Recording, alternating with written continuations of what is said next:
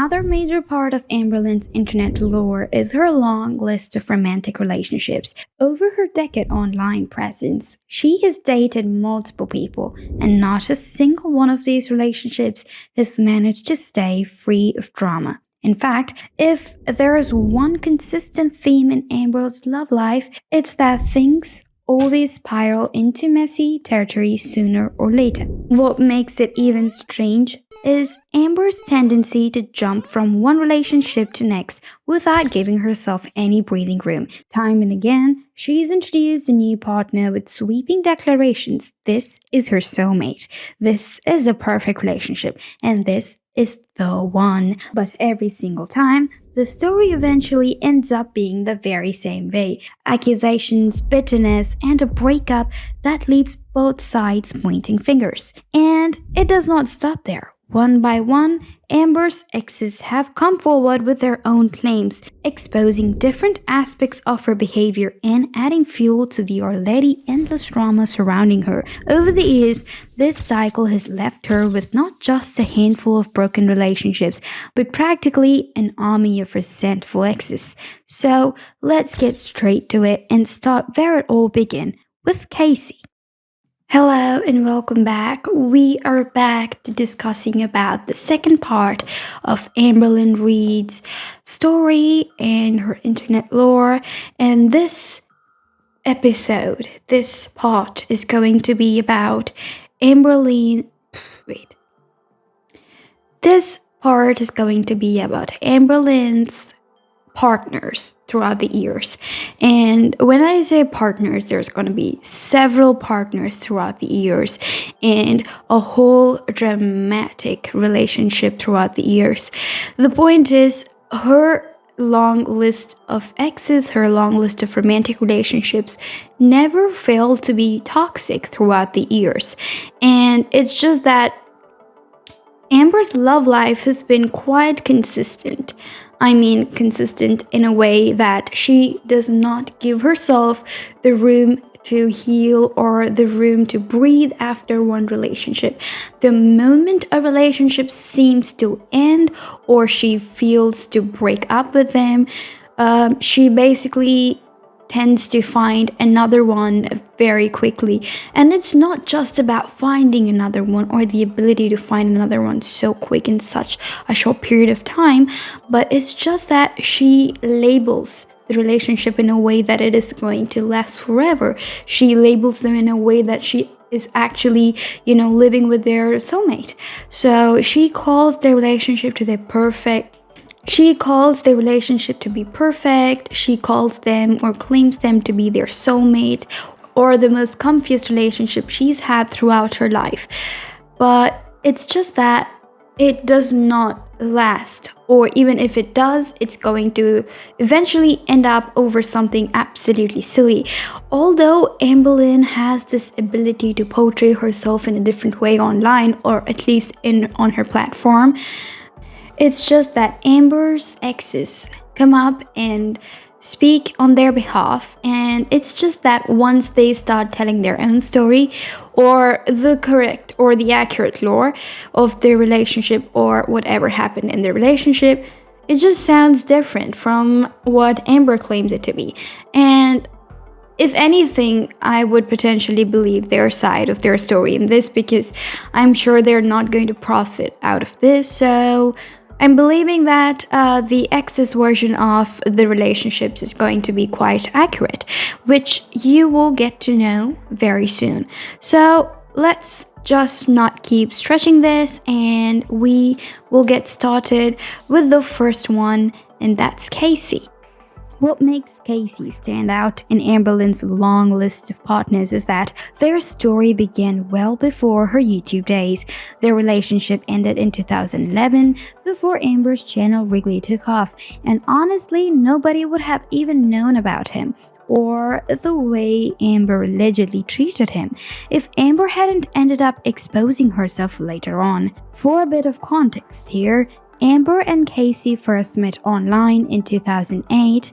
At the time, Amber was 17 and Casey was 15. Back then, Casey identified as a lesbian, though after their breakup, he came out as a trans boy. Their early bond formed around something very personal they both shared: growing up in the foster care system. Like Amber, Casey was also adopted, and this common ground drew them closer during their teenage years. When Amber turned 18, she aged out of foster care and went to live with her mother and grandmother in California. Around the same time, Casey, who lived in Arizona, traveled with his mom to visit his grandmother in California. This trip gave him the chance to finally meet Amber in person after a year of online romance. Looking back, Casey admitted he didn't feel any physical attraction to her at all. Shortly after their first in-person meeting, Amber traveled to Arizona to live with Casey for a few months. The plan was simple: spend time together and attend an upcoming anime convention. But as her trip was nearing its end, Amber received a call from her mother that completely changed the situation. Her grandmother, who had taken her into after foster care, apparently no longer wanted her to return home. She was legitimately who she said she was online.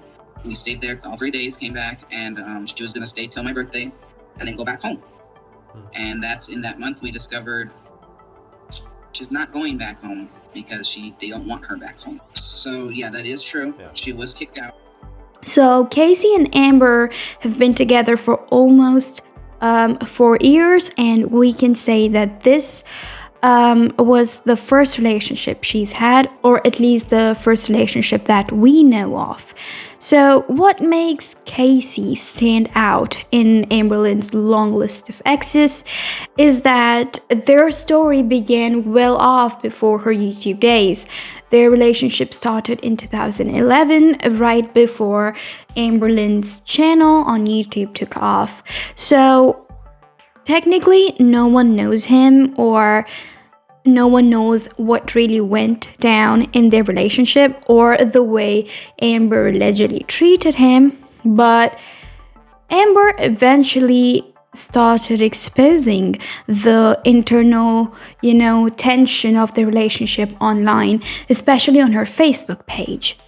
Now, for a bit of context, Amber and Casey first met online in 2008. At that time, Amber was about 17 and Casey was 15. So you can see the age difference between them is 2 years, although Amber is close to becoming legal and adult and Casey is still a minor.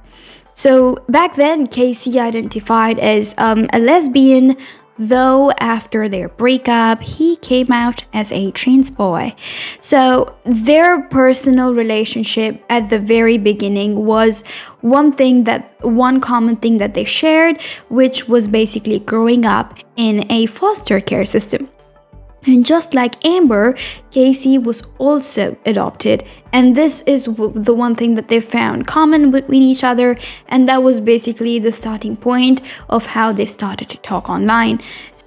So when Amber turned 18, she aged out of foster care and went out to live with the mother and grandmother in California. So this is around the same time Casey, who lived in Arizona, traveled with his mom to visit his grandmother in California. So this trip basically gave them a chance to meet in person. So after a year of online romance, they got to meet in person. And it's just that after seeing Amber in person, Casey actually did not feel that much for Amber. At least he didn't feel any physical attraction at all. So shortly after this meet in California, Amber had another chance to travel to Arizona to basically live with Casey for a few months. And this was quite a simple plan. They just decided to spend time together and attend an upcoming anime convention. So this was basically, sharing their interests and getting to know, making their bond even stronger for a few months, and that was it. However, as her trip was nearing to end, Amber received a call from her mother, And that call basically changed her entire living situation, because that call said that her grandmother, who was basically taking care of her after her foster care, it's just that she apparently no longer wanted Amber at her place. And now this left Amber in a panic. Not wanting to be without a place to stay, she turned to Casey and begged him to let her stay in Arizona. The problem was Casey's family was already struggling. They lived in a cramped one-bedroom apartment, surviving on food stamps, and money was tight. Despite this, Casey convinced his mother to let Amber stay. It was a huge act of generosity, but unfortunately, Amber didn't exactly make things easy. And we were on food stamps. She was getting child support from my dad, and she couldn't afford another person. She could not do it. She could not afford it. And yeah, I did fight for her to stay because one, I was a teenager, it would be cool to have my girlfriend stay. And then two, because I felt bad. I did not want her to get kicked out. She had nowhere to go. I don't even think her foster family would have allowed her back in a year. I will say within the year, it got really bad. And because she was 18. Now, Amber couldn't stay at her grandma's, and she also couldn't stay at her mother's, so she was basically stranded. An 18-year-old who was basically stranded with no home. And that was when she basically turned towards Casey, and she basically convinced Casey to give her some space in their house. And Amber also tried to convince Casey's mother to basically give her space at home, as she was basically having no other choice. But let's just look at Casey's family. Casey's family was already struggling here. They basically lived in a one-bedroom cramped apartment, basically surviving on food stamps, and the money was most definitely tight. So, despite the reasons, Casey's mother actually was generous enough to give Amber some space.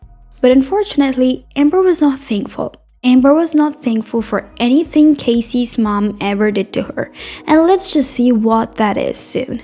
From the start, tensions ran high between Amber and Casey's mother. Amber would frequently vent her frustrations in Facebook posts, calling Casey's mom names, even referring her to as a jerk, and openly expressing disdain for her. Especially posts like, "I can't deal with this, I don't even know what to do," or say, "I'm not excited for Christmas, I hate being here right now." They got their precious little new couch. They said I couldn't sit on it, but they never said I couldn't spill anything on it. Stupid jerks. This dude seriously gets on my last nerve. So does this woman. Damn, they're just old and cranky, but it's annoying. The relationship between the two never improved, and the constant conflict created a toxic living environment. Was she verbally abusive to you? Oh yeah, she'd always, Sorry, I'm right here. she'd always talk. You can say whatever, Mom. They're asking you to be honest. Yeah, she'd talk a bunch of, but then in the same time, she would say. Around this time, Amber began attending college to earn an associate's degree.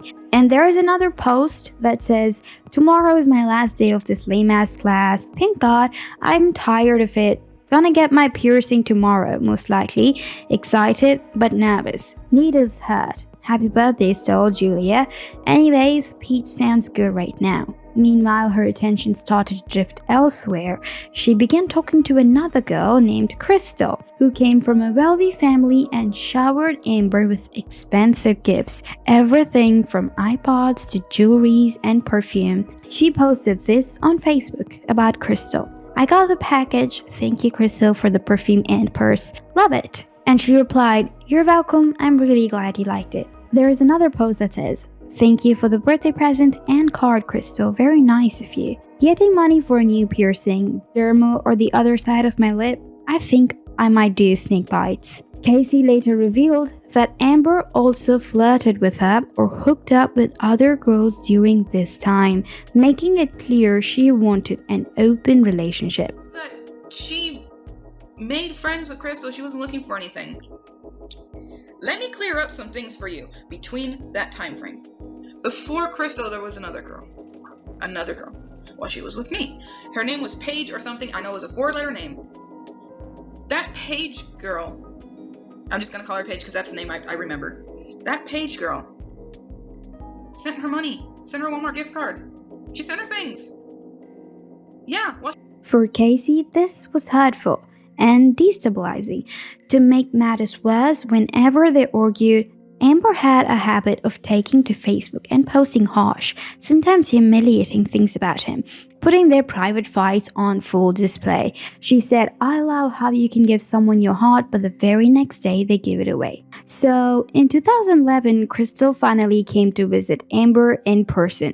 By this point, Amber already had strong feelings for her, so she pushed Casey to open up their relationship. Casey, who was still young and deeply invested in Amber, reluctantly agreed, even though it clearly wasn't what he wanted. Unsurprisingly, the arrangement did not last very long. That same year, everything came to a sudden and dramatic end. Casey recalls that Amber basically disappeared overnight after Krystle sent her a one-way ticket to Virginia. Without much explanation, Amber left, became exclusive with Krystle, and ended things with Casey on a very sour note. But was that truly the end of their story? Well, not exactly, because fast forward nearly 6 years later in 2016, when Amber was already a YouTuber with a rapidly growing audience, she brought Casey back into the spotlight, except this time in the worst way possible. Out of nowhere, Amber uploaded a video that painted Casey in a deeply negative light. She cast herself as the victim, calling herself abuse survivor number 1 and stacking serious allegations against him. In this video, Amber accused Casey of being abusive and toxic throughout their relationship.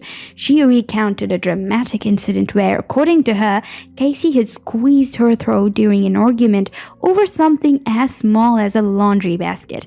Walking to the laundry room, and I remember back then I would do our laundry for us. I didn't really like people touching my laundry. I still really don't, but I let Destiny do it because I trust her. But I had this weird thing with like people touching my laundry, whatever. So she was helping me carry, I guess, laundry to the laundry room. I don't remember really what we were arguing about, but I know it must have been something really stupid, probably about the laundry, blah blah blah.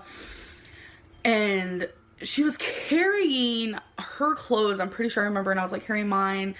And then I want to say this happened, it's been like 6-7 years, so memories are kind of like fading here and there. But I do remember us being on the sidewalk, and I remember her dropping what was in her hands, and she took me by the throat and she started yelling at me. I was like, what? And I think at the time, what shocked me the most was the fact that she was doing it in such a public place. Like, there was nobody around that I remember, and like I was like crying. On top of that, she claimed that Casey was demanding, frequently pressured her for intimacy, and even went so far as to accuse him of assault. When things got really bad. I don't even know how to share this, but I'm gonna have to. Destiny knows all about this, by the way. Like, it's something like I really needed to let her know about me. Okay, so Cassidy was very strived. Like, is that even a thing? I don't know. She really thought I was attractive. She really was attracted to me, and she always wanted to like have, and I stopped feeling that for her. Like, I didn't tell her that. I would just like make up things like, oh, I don't feel good, or oh, I'm on my period, like, even though I wasn't, and just little things like that. And it made her fucking pissed. When you say no to someone, whether you've been with them for like a month or whether you've been with them for like 6 years, if you say no to a act, your partner should accept that. That is where I firmly stand. But she didn't. And she would literally sit there and beg me. At first it was like cute little begs, like, oh, come on, baby, whatever. But then as time gradually went on, it became, you're gonna fucking touch me whether you like it or not. And I was like, you can't force me. And little did I know she can. That's when she started punching me a lot. She would aim for my belly. I don't think she ever actually hit me in the face. Her favorite spot was my stomach. She would punch me really hard in my stomach. She'd punch me like around right here a lot. She would punch me on my arms, and she would continuously do it until I agreed to make love to her or have whatever you want to consider it. So not only was I being physically abused, but I was pretty much being like raped. That is what I consider it, because I continuously would say no to her. It was such like a bad, just like a bad mixture of everything. Amber did not stop there. She also accused Casey's mother of being verbally and physically abusive, alleging at one point that she had thrown an ashtray at her head. Throughout the entire video, Amber was emotional and teary-eyed, presenting herself as the one who endured years of cruelty while throwing one allegation after another. And I didn't want that with Cassidy. I was scared. I was way too scared to hit back, so I never did. I think what drew the line with me and Cassidy was her and her mom. This was like one of the worst nights in the world. Like, I can't even. Okay, Cassidy was mad about something. She pushed me up against the counter. She got a knife and was throwing it in my face and saying she was gonna stab me. I was like, yeah, right. Like, and then she started really hitting me like in my chest and kind of like in my boobs. And Cassidy's mom came out and blamed it all on me. And then Cassidy's mom threw this like big clear ashtray right to my head. It hurt so bad. And in that moment, I was like, why am I here? What am I doing? Now, by this time, Casey had come out as a trans boy and no longer went by the name Amber used in her video. Amber probably assumed that because of his transition, no one would connect the dots, or that Casey himself wouldn't even hear about her claims. Unfortunately for her, that assumption was very wrong. The video quickly reached Casey through his fiancé, and in response, Casey uploaded his own video exposing the false narrative Amber was trying to spin. In his rebuttal, Casey explained that when they dated, he was just a teenager, essentially still a child, and Amber was older and more controlling. He claimed that Amber had been unfaithful to him, cheating with at least 3 different girls during the relationship. According to Casey, it was Amber who was toxic, not him. He flat out denied the physical abuse allegations, flipping the story by saying Amber was actually the one who lashed out physically.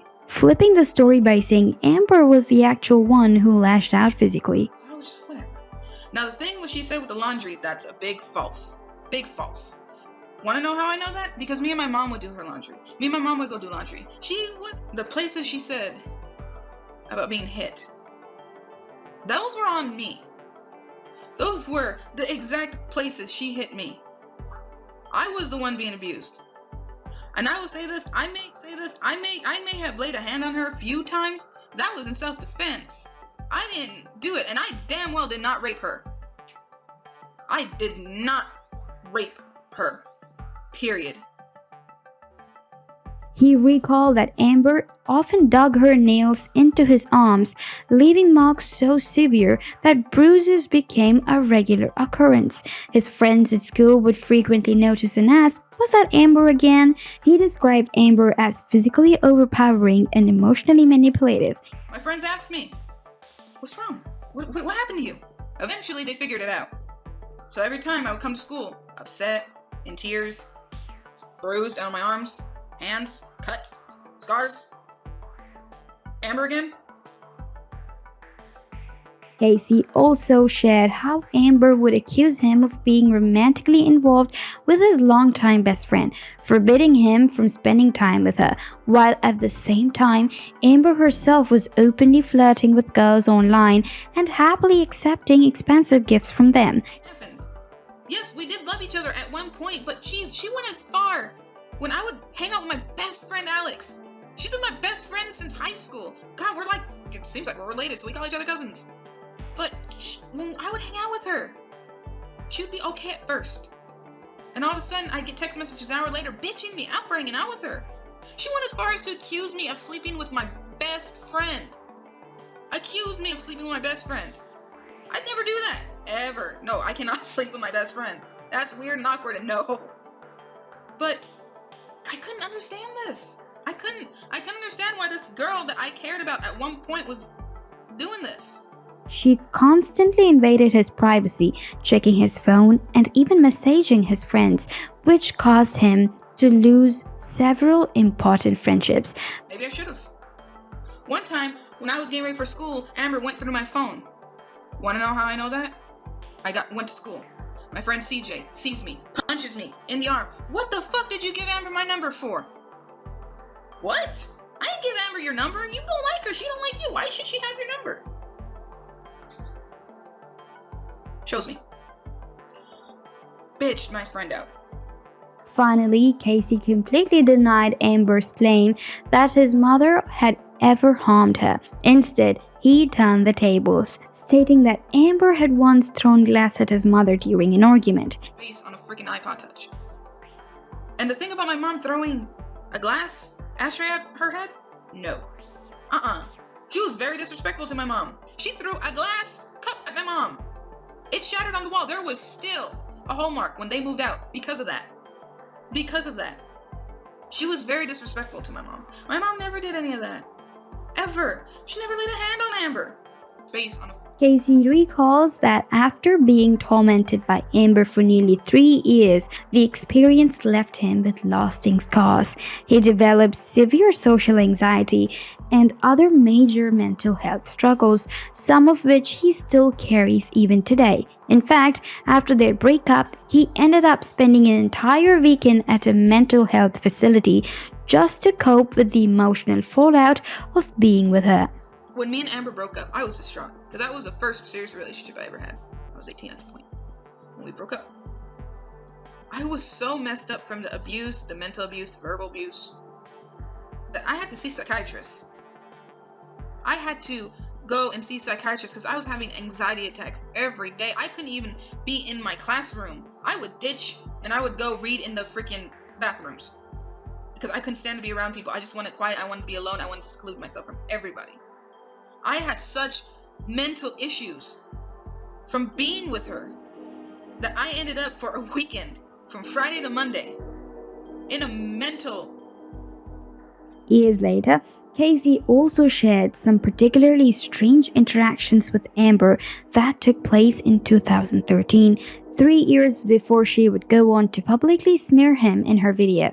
He revealed screenshots of a conversation where Amber randomly reached out to him, not to apologize or check in, but to ask him for advice. The conversation started off casual, just a typical exchange of hi and hello, but then Amber suddenly dropped a bizarre request out of nowhere. To Casey, this was deeply unsettling and confusing, especially given their history. And the text reads, "How are you? I'm fine. Okay. You? I'm good. I heard you're back in Tuscan. Why? Yeah, I am. Krystle and I broke up a little over a month ago. I'm sorry. Thought you both were good together. What happened, if you don't mind me asking? She fell out of love with me. She loves me as a person and cares about me, but it's just not working, I guess. I was blindsided. Damn, well, what you gonna do now? Moving to Florida. Cool. What's in Florida though? A friend. A girlfriend? Not yet, but probably. I love your new profile picture," she says, and he replies with multiple question marks because I suppose it was out of the blue. Casey explained that he initially tried to maintain some level of friendship with Amber, but it quickly became impossible. Amber began attempting to reconnect not just with him, but also with his mother and several of his old friends. When Casey confronted her about this boundary-crossing behavior, she completely lashed out, turning defensive and angry rather than respecting his feelings. After Casey posted his response video addressing Amber's accusations, the tides shifted. Viewers began to call Amber out, and she didn't like the backlash one bit. According to Casey, she immediately went into panic mode, realizing that her narrative had been exposed. She quickly reached out to him, demanding that he take his video down, since she had taken hers down as well. But Casey refused, and to this day, his video remains online for anyone to see. Casey later went into even more detail during a long interview with Mr. Snowflakes, where he described the toll Amber's false accusations had taken on his life. He shared that her unprovoked lies deeply damaged his personal reputation, leaving him fearful about entering new relationships because he worried potential partners would question him about the situation. That's why I got mad when she's like, I didn't even mention who they were, but they found me. They found me and my family and my fiance and friends. They were just like, oh, like just distributing it. And that's another thing. I'm so scared to date because I don't want them to look at me and go, You're the one from that. He also revealed disturbing details from the early stages of their relationship, claiming that Amber pressured him to send nudes, despite him making it clear multiple times that he was uncomfortable. This was particularly troubling since Casey was still underage at the time. I was texting her, whatnot. She wanted a spicy picture. She was asking me about this for a couple weeks. And I was 15. Again, I was 15, 17. And I just kept telling her, I'm not comfortable with that. I'm not comfortable with that. Why do you want this? Like, I'm not comfortable. And she didn't want, like, front. She wanted, that's what she wanted. She wanted the below the belt. And I was like, oh, well, no, I'm not comfortable. And I just kept saying, I'm not comfortable. But, she said, if you don't do that, I'm going to be mad. I'm going to break up with you. I don't want to lose the only person who's actually attracted to me. Yeah. And I did it. Yeah. Even after their breakup, Amber's cruelty did not stop. At one point, she mocked him on camera, laughing about the fact that he used to tape his chest. Another deeply personal and painful jab. Point of me making fun of me for having tape and everything that. It just... I had an ex-girlfriend named Cassidy. She did not look like a girl. Like she taped on her boobs on purpose. So they'd always think that was a boy. So it was just really weird because I'm not into that. They have to be like, I don't like him like that. Let's talk about Krystle. This toxicity and extremely manipulative behavior that we saw in Amber's relationship with Casey didn't just magically disappear once she moved on. It carries straight into what many people call the Krystle Era. And if you've followed Amber's lore for any length of time, you'll know that a lot of people agree. Amber was an absolute nightmare of a girlfriend to Krystle. And honestly, it makes you feel really bad for Krystle because of all accounts, she was genuinely a sweetheart, a quiet, shy girl who seemed kind, soft-spoken, and patient. Basically, the last person who deserved the chaos and toxicity that Amber brought into her life. As mentioned earlier, Amber met Krystle about a year before she officially broke up with Casey. The two of them were already flirting online during that time, despite Amber being in a committed relationship with Casey.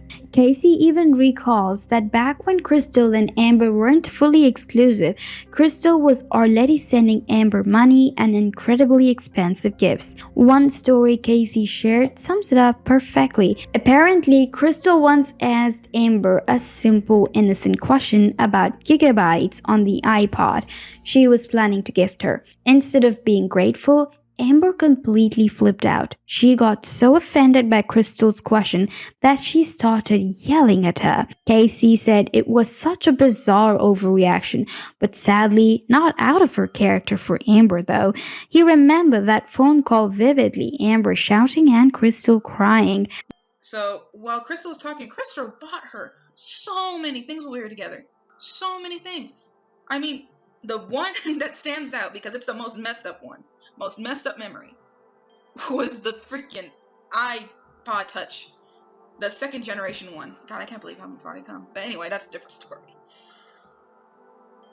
She was on the phone with her. And, there was an argument starting. And I'm just like, what? What the hell's wrong? So she goes outside talking to her. Comes in. Oh, I made her cry. What happened? What made her cry? What the hell? And she was telling me how Krystle was gonna buy her an iPod Touch. And the argument was over how much gigabytes it had. Seriously, she was gonna buy her a pretty low gigabyte one at 4.8, the standard gigabyte. And she got mad because Krystle asked, do you want this certain gigabyte or the 32 one, the highest one? And she told Krystle, asking me that is like asking if you want a pink purse. She was so rude about that. It wasn't just, she went off after saying the pink purse thing. She went off on this poor girl and made her cry because Krystle asked a simple question. Do you want this X amount of gigs or the highest one? And Amber was so disrespectful about it. Krystle cried. She bought her it was over $200. Over $200 this girl is spending on Amber. That's not even with her yet. And she's like that. Seriously, it's like, whoa, you should just be grateful for what you're getting. Why are you being like this? There are also old Facebook posts from Amber during this time that make it clear that Krystle was sending her money paying for her piercings, and spoiling her with gifts. This generosity from Krystle continued when Amber finally broke things off with Casey and moved to Virginia to live with her. Now, here's where things really start to show how skewed this dynamic was. Once Amber moved in with Krystle, she wasn't just living with her girlfriend, she was living under the care of Krystle's parents. These people were clearly very well off because they basically handed Amber the kind of life she had always fantasized about. Free rent, free food, vacations, medical expenses covered, and even allowance money. They let her live there without contributing anything, as if she were their person, as if she were their responsibility. And yet, despite all of this generosity, Amber herself admitted to having arguments and spats with Krystle's parents, which is insane when you think about it. They were funding her entire life, and she still managed to cause drama. So Krystle texted her parents, you know, kind of just letting them know I love you, stuff like that, you know. And Krystle's dad said he loved me too, so I thought it was sweet. And I've told him before, you know how people get upset with each other and they're in like humongous arguments? Let me take a pause. Let me stop for a second. You know how when people are like in an argument and they're like, blah, blah, blah, I hate you. You know, it's happened with me. That's how I get sometimes. And I have argued with Krystle's parents before. I'm not gonna lie, it has happened. But in the midst of those arguments and at the end of those arguments, I break down and I cry and I tell Krystle's dad that he's like, you know, a father to me, So this toxicity and this extremely manipulative trait of Amber did not just magically disappear when she broke up with Casey. Or it's not that Casey actually brought the rough trait of Amber outside. It's just that Amber is naturally like that. God knows why. And however, Amber did continue the same with Krystle. So if you have followed their journey or Amber's video throughout this period, you will probably understand how much of a nightmare of a girlfriend Amber was to Krystle. So let's talk more about that and what makes this Amber Krystle thing a little strange, or probably not very odd for something that is happening with Amber, is that Amber and Krystle were talking and they were flirting online. And honestly, if you were feeling bad for Krystle, I suppose you're not wrong. And by all accounts, Krystle was a sweetheart. She was sweet, she was soft-spoken. She was basically the complete opposite of what Amber was. And if you notice during this time, Amber actually did emit Krystle's aura during the relationship, and even if you watch their videos, you will see that Amber actually turns to be a little soft-spoken than she regularly is. Maybe that's what she basically learned from Krystle. And basically Krystle was probably the last person who deserved the chaos or the toxicity that Amber brought into her life. And as mentioned earlier, Amber actually met Krystle about a year before she officially broke up with Casey. And the two of them, Krystle and Amber, they were flirting online even before Amber ended things with Casey officially. So we can conclude that Amber was basically cheating on Casey. So Casey even recalls during this period where Amber and Krystle were talking to each other. Even before Krystle became official with Amber, Krystle was sending Amber expensive gifts and money. And the expensive gifts included like jewelry, iPods, and several other stuff, and money to live. And this was basically what she was doing. Krystle not only gave her money, and you will soon get to know that Krystle actually let Amber move in with her to her parents' house, and Krystle parents were okay with Amber moving in with Krystle, and it's just that the parents took care of just like she's their own responsibility by paying and by taking care of her completely. However, Krystle was quite sweet, giving Amber a lot of gifts and stuff like that. But Casey shared this one story that basically sums up Amber's behavior with Krystle. So apparently Krystle once asked Amber a very simple question. It was a completely innocent question about gigabytes on the iPod she was planning to gift Amber. And instead of being grateful, Amber just completely flipped out for nothing. And she got offended by Krystle's question, and then she just started yelling at Krystle out of nowhere. And Casey said that this behavior was quite bizarre and this was a complete overreaction, but sadly it was probably not very abnormal, or probably that wasn't a very abnormal reaction that just came out of Amber. Casey remembered that phone call that happened between Amber and Krystle, that Amber was basically shouting at Krystle, and Krystle seemed to be crying throughout their call. At this point, Amber was already in her 20s, well past the age when most people are expected to get a job, if you ask me. But instead of working, she stayed home. When people asked why she wasn't employed, Amber gave excuses like not having a car, not knowing how to drive, and not having public transportation in her area. While those things might be inconvenient, it's clear to anyone looking at the situation that the real reason was much simpler. She had no motivation to work. For the first time in her life, she was being completely taken care of, and she wasn't about to give up that comfort. Casey even mentioned in his interview with Mr. Snowflakes that Amber had been just 8 months away from finishing her degree before she dropped out of college. According to him, it was his mother who had pushed Amber to pursue her degree in the first place. Left to her own devices, Amber likely would have stayed home and done nothing. And really, that tendency to start things and never finish them has followed her throughout the life. And because she was 18, my mom's like she said, a job or going to school.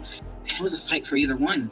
It was a big fight because I was going to school and she was home all day and she wasn't cleaning or anything like that, like very rarely. And my mom was at work all day. My mom worked at the hospital for a while to be a social worker. She was doing good. She was getting good grades. I'm not going to lie. I'm not going to degrade her on it because she was getting good grades and passing all her classes. She was doing so good. And when she went with Krystle, she did not continue her education. She was 8 months from graduating. She would have had her social worker degree.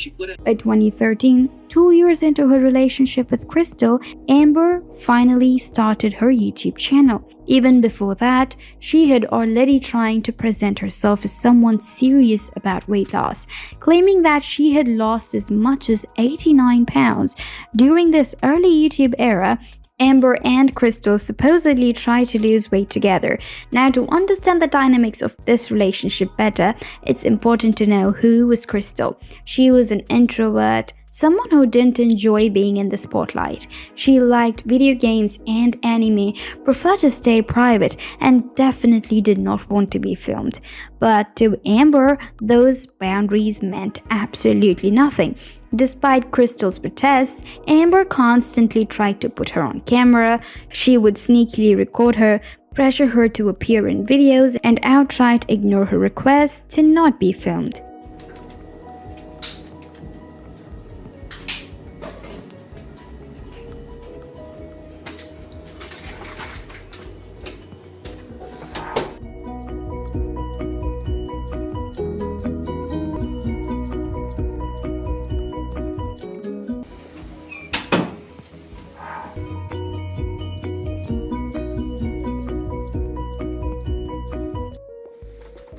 She plays rock band all day. Okay, no, not all day, but for a very long time. And I'm usually on YouTube. Currently, I'm watching It's Judy's Life. I'm not filming you. See, that's the... pocket hole. Poor thing. I gotta sew that. Well, yeah, I'm filming.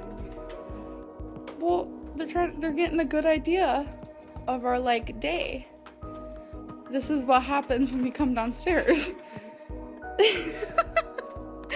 Alright. I just wanted them to get an idea of what my... It was frustrating to watch, and it got worse with time. At one point, Amber even went so far as to record Krystle in extremely inappropriate moments, including once while she was literally on the toilet. Krystle's going to the bathroom, if you heard that. She was flushing the toilet. Oh, she's gonna hate me for this one. Throughout their relationship, Amber took advantage of Krystle's gentle, submissive personality. She ordered her around, treated her like a caretaker instead of a partner, and even bragged about how Krystle would do everything for her when she was bedridden, even when she was bedridden with back pain. Amber admitted she enjoyed being lazy, while Krystle picked up the slack. But there's this 0.0001 of you that is consistently being very rude and is just being a jerk. I'm sorry, I'm gonna say it. Krystle, please. I think I'm gonna ask my girlfriend to make the tea for me. That'd be nice of her, huh? Oh god. I think I'm gonna film her answer so you guys can see candid. For those of you who didn't just hear what she said my thing. This is actually like her thing that she says, and what she's actually saying is my thing, and by my thing it could mean anything. Like if her head hurts, she goes, my girlfriend was doing everything for me. I didn't move at all. And this might be TMI to some people, but I really couldn't even shower. Not just sitting down in the same spot all day, because with my back, like it took away the fun of being lazy, if that makes sense. While What becomes clear when you look back at the Krystle era is that Amber wasn't just a difficult girlfriend, she was manipulative, exploitative, and dismissive of boundaries. We also saw Amber constantly make fun of Krystle's favorite things, such as her plushies and her collection of anime figurines. These items were special to Krystle, of course, a reflection of her shy and introverted personality. Yet, Amber mocked them instead of respecting her interests. and I'd show her and her face reactions, but you know how that be. She doesn't want to show herself. This is completely random. I don't even know. And if you're wondering, those are Rock Band drums. Those are anime plushies. No, they're not mine. Yikes.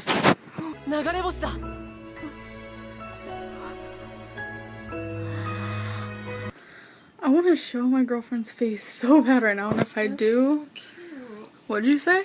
They're so cute. Oh, now you see more stuff that's embarrassing.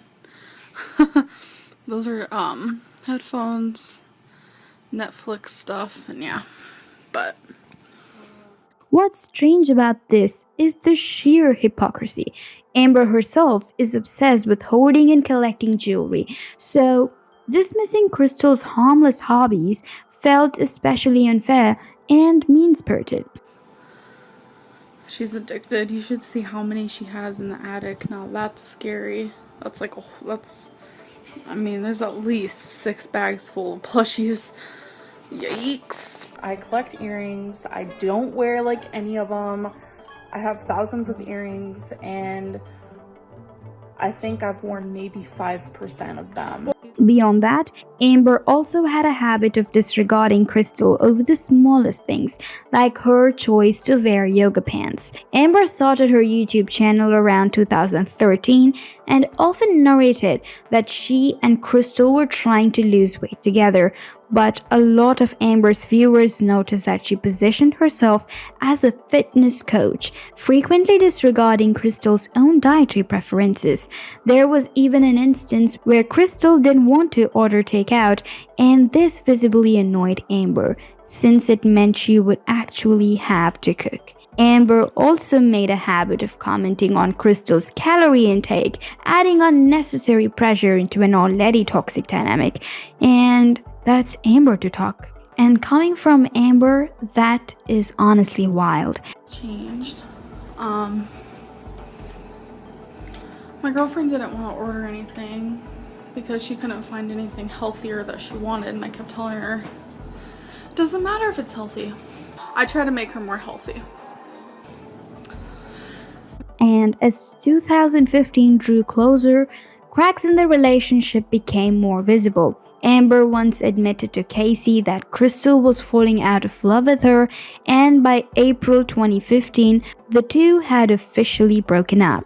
Amber announced it in a YouTube video claiming they were best friends. Yet, despite the breakup, Amber bizarrely continued living with Krystle, sharing the same bed, clearly not done leeching off the family until she secured her next host. So just 2 weeks after Amber broke up with Krystle, she had already someone new lined up. She met Destiny online through some random app, and the two hit it off almost immediately.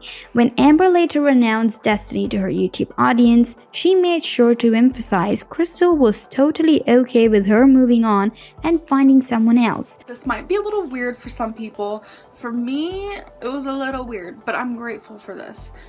Krystle and Destiny are actually friends. They talk, they text, they're friends on Facebook. I think it's kind of neat because it makes things a little easier for me. The big problem was that when Amber and Destiny started talking, Destiny was already practically engaged. Yes, Destiny was in a whole other relationship, engaged, and getting close to Amber meant she was essentially cheating on her fiancé. Once Amber found out, she even tried to reach out Destiny's partner, warning her about what was happening and spilling the details of their conversations. But Destiny quickly flipped the script. She told Amber some sob story about her partner had mistreated her, painted herself as the victim, and dumped her fiancé to officially be with Amber.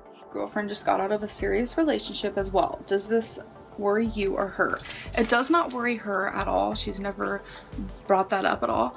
But I bring it up a lot that it does worry me. But she feels exactly how I feel. Like, she feels like we were drawn to each other. I know a lot of people don't believe the universe like really connecting two people together. I believe in that.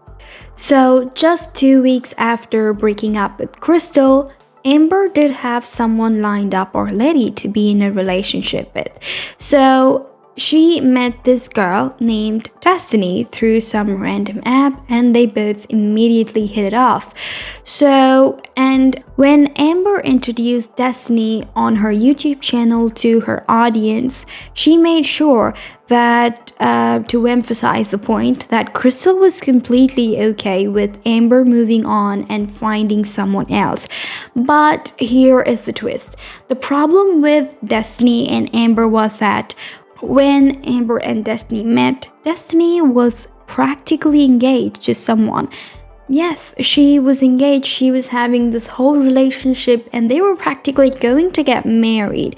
And she just dropped all that to be with Amber. So she was essentially cheating on her fiancé, whoever her fiancé was. And when Amber found out about this, she was very simply questioning Destiny about what the situation was with her fiancé. And Destiny just quickly flipped the entire script. And she just blamed herself to be the victim. And she also claimed that her fiancé disrespected her and basically treated her very badly, mistreated her throughout their relationship.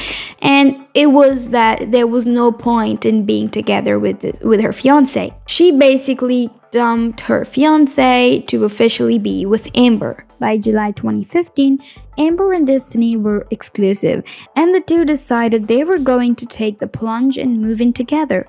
They chose Florida as their new home, and Amber shared in her vlogs that Krystle had been supportive of this decision, even telling her she could always come back to Arizona if things didn't work out. Well, that says a lot about Krystle, if anything. On July 3rd, 2015, Amber packed up and moved to Florida, settling into a new apartment with Destiny. Naturally, her audience wanted to know how she was planning to handle bills and daily expenses now that she was independent. Amber reassured everyone that Destiny already had a job and she herself was earning some money from YouTube. She added that she would also be looking for work to help out financially. About money. Destiny has a job, so she has money. I have a little income coming in from YouTube and just random applying for tons of jobs as soon as I move to Florida, so you guys don't have to worry about that. What do you want me to talk about? This was also the start of a major shift in Amber's personality and how she presented herself online. While she was with Krystle, her videos had always carried a softer, quieter, almost mellow vibe, something that reflected Krystle's shy and reserved energy.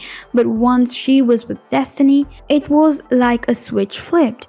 Amber suddenly came across as bolder, louder, and more confident, far from the demure Amber her audience had gotten used to. Destiny. I'm really excited. Of course, I'm insanely nervous. You guys are probably gonna see that through the next few weeks. A lot of you are giving me such great and kind support, and I appreciate it so freaking much. You have no idea. Then there's 2 of you maybe who are kind of a little negative about the situation. Why would you be negative over something that's super exciting for me? Another thing that thrilled Amber was that Destiny had no problem being on camera. At the beginning of their relationship, Amber asked her if she minded being filmed, and Destiny responded, "The camera loves me." See, Krystle don't like being on camera, but you're gonna be all about that life, huh? The camera loves me. Oh yes. Look at you, all cute and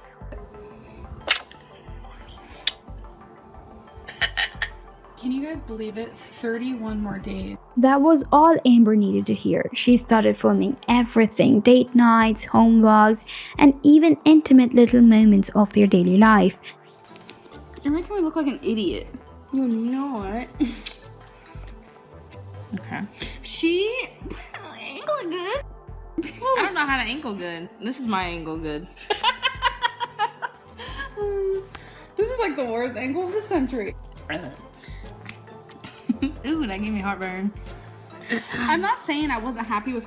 Despite the new excitement, finances were tight. To help, Destiny eventually got Amber a job, working as a nurse. Amber's content during this era was incredibly predictable. Nearly every vlog revolved around food, restaurants, and yet another Walmart trip. If you were following her at this time, you'd think that the highlight of Amber and Destiny's life was endlessly roaming Walmart aisles. The two of them as a couple were practically obsessed with going there, and it became a running theme in Amber's videos.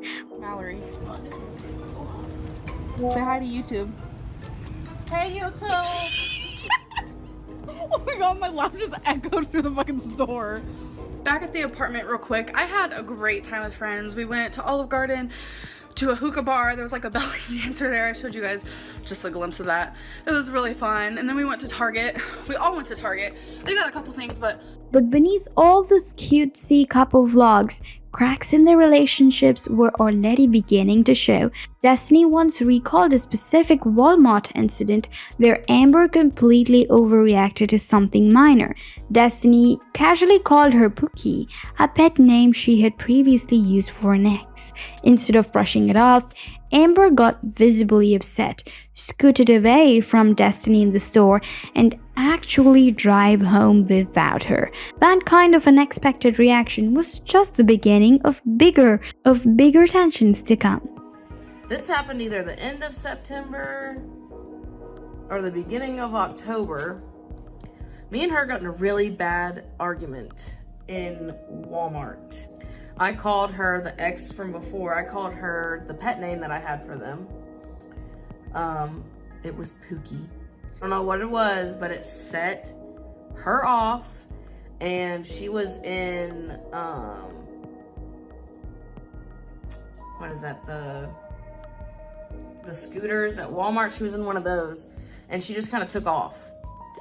And I kept calling her. I couldn't find her. She got like away from me, and she wouldn't answer me. I couldn't find her. You know, she would not answer me, and I was like, not about it. I was like, okay, not about it. I was like, okay, whatever.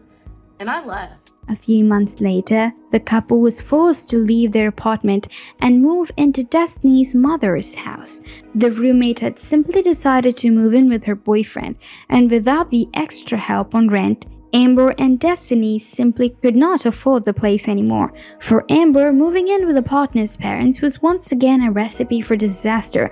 Just like in Casey's case, Amber did not get along with Destiny's mom at all. The issues started small. Amber didn't like the dinner schedules or the fact that Destiny's mom encouraged both of them to find real jobs instead of relying on YouTube. On top of that, she wasn't exactly thrilled about Amber constantly filming mukbangs in her home, especially since Amber wasn't contributing much to the household.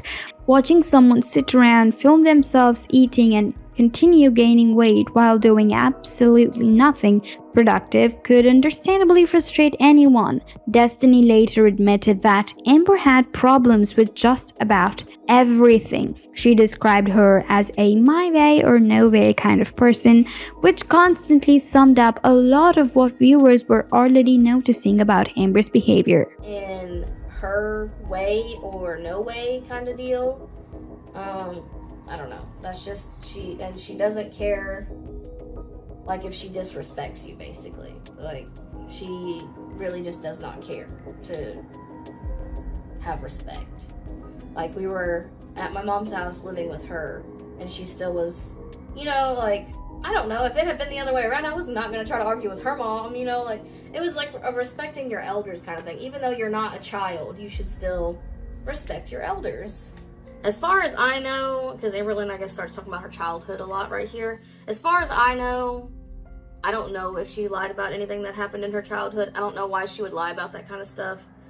But, I mean, you don't know. And then I feel like that's a lot of her problems. You know, like, my mom tells her this at one point. She's like, you focus too much on the past. You blame the past for everything that's happening to you now. And you're not moving on from it. And I feel like that's still a big part of what's going on with her now. Like, she's still focused on what all has happened in the past, and she's not moving forward. Destiny also revealed something that shocked many. During their time living with her mom, Amber hardly ever showered. Instead, she would just wash her hair and use a washcloth, which created an entirely new set of hygiene issues. Amberlynn did not shower the whole time we were at my mom's. She did not like the bathtub. She refused to even try to get it in. I think she was having a hard time getting her leg over it. It was the thing, because it is pretty high sides. And she just basically, you know, whore bathed. She just, you know, she washed her hair. I'd help her wash her hair over the shower. And she just kind of washed with washcloths and wore plenty of deodorant. That's what she did. Around this period, Amber's audience began speculating that she and Destiny might be getting engaged. But according to Destiny, that idea was never even on the table. Behind the scenes, their relationship had turned toxic. They were fighting constantly, and the tension between Amber and Destiny's mom eventually escalated into a serious confrontation. One day, Amber and Destiny's mom got into an argument about Amber's refusal to get a real job. Amber insisted she preferred to focus on YouTube, but things quickly spiraled out of control. The verbal fight turned physical, and Destiny claims her mom ended up throwing a K-cup at Amber and physically forcing her out of the house. For Destiny, it was an extremely traumatic incident. Amberlynn started saying that she likes the job, but she likes YouTube better. And then she was debating on stopping, and I don't know. Her and my mom started arguing back and forth, and my mom ended up getting physical with Amberlynn.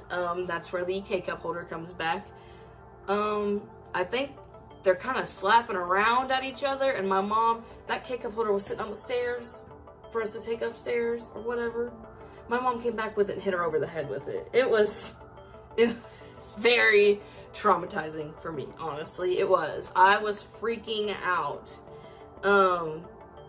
After that blow up, Amber and Destiny moved out and got an apartment of their own. During this time, Amber got a new kitten named Rarity, and for a while things seemed to settle down, but then Casey's video came out and everything started going south again. Destiny later said that she had no idea Amber was still in contact with Casey, let alone messaging him for advice. You know, like, I just know what she has told everybody else, so I mean, I don't know. And the person, her ex, the evidence video that they posted, I didn't know that she was messaging them. Plain and simple. I did not know that till she posted that video. So, I don't know. Amberlynn started to become really popular at work. Like, she just was, everyone talked to her. Like, we would all spend way too much time in the bathroom talking because you can't talk. Around this time, Amber also decided to buy Destiny a brand new car. Now, she didn't do this out of pure generosity. Amber's reasoning was simple. She liked having someone around to drive her places. Destiny later admitted that she wasn't thrilled about it, not because a new car isn't nice. Amber was just physically large to fit that it made driving uncomfortable and awkward. When we get into October, Amberlynn starts talking about buying me a new car. I liked my car at the time. I didn't really see a reason to get a new one, but we had talked about it because, you know, it was a little car. It would have been nice to have a bigger car. And a lot of the issues, this is going to sound really bad, a lot of the issues I had with the car was driving Amberlynn everywhere. She was bigger, that car was so small, and just, I don't know, when my stepdad looked over my car, you know, he said one of the shock on the side that she sat on was so worn down and I needed a new one, and the one on my side was fine. So he said clearly it's the weight shifting in the car, and I had to get new tires, which the tires weren't her fault. I needed new tires anyway. Like, all 4 of them were done. Meanwhile, a new character entered the Amberlynn saga, Dana, a co-worker of theirs. Amber has long claimed that Destiny started developing feelings for Dana, and both Destiny and Amber have publicly recounted a specific Whisper Challenge incident, but in completely different ways. Amber insists that during the game, Destiny was overly flirtatious with Dana and crossed boundaries. It was after work. Me, Destiny, and Dana, we were all friends, but me and Destiny were tapping each other in bed, but she had her eyes on another prize. You want to know how I knew? We were playing the Whisper Challenge at like 1 a.m. after work at this truck stop, okay? And Destiny's trying to make me say something, and it was like stupid stuff, like the robot is green. Then it was Dana's turn. And Dana had the headphones in, and I was letting Destiny say a sentence. The first sentence that Destiny said to Dana was, "Your hair smells like strawberries." And I was like, in my head, I was like, okay, that's not that bad, but why couldn't my hair smell like strawberries? Why did I get some robot stupid thing? Then it was Dana's turn again. Destiny said, "I can't wait to wear your skin." I knew right then and there, I said something ain't adding up. That's creepy. Destiny, on the other hand, brushed it off, saying Dana was just a friend at the time. Still, Destiny admitted she was texting Dana here and there, which paired with the fact that she was also still texting her ex-fiancé. When things were rocky with Amber, she made it clear that the relationship was on its last legs. I don't remember. It was something about, I think lips are red. I don't remember what it was exactly. But I say that to Dana, and Amberlynn gets offended. She goes off right there in front of everybody, does not care. And it was really embarrassing, and I was like, why are you doing this right now? You know, like, I was not trying, why would I try to be that way in front of you? Why would I try to be that way at all? Like, I wasn't meaning anything by it. I just had Googled some of the stuff to say, and I was saying on the list. I wasn't specifically saying something to her, and it's a big thing, and it was that, so. I know I said I was secretly talking to my ex. I was not talking to her at this point. I talked to her here and there. I did not talk to her like the whole time we were together. Just when things would get really bad between me and Amberlynn. You know, like actually like texting or talking to her till November. And I want to say, like, we would text a couple times here and there, and then she kind of just quit talking to me, quit responding to me. But I know towards the end of November, she showed me a laundromat, and I went there with her and her mom and her best friend just to see what that laundromat was like. But it was like right after that is when we quit talking, really. She like ignored me till me and Amberlynn broke up, literally. Which I wasn't like blowing her phone up or anything, but I just thought it was weird that she just quit having contact with me. But she did have a boyfriend. By December 2016, tensions exploded into a massive fight. Destiny's mom had invited her to a cookout, and Destiny was fully prepared to go.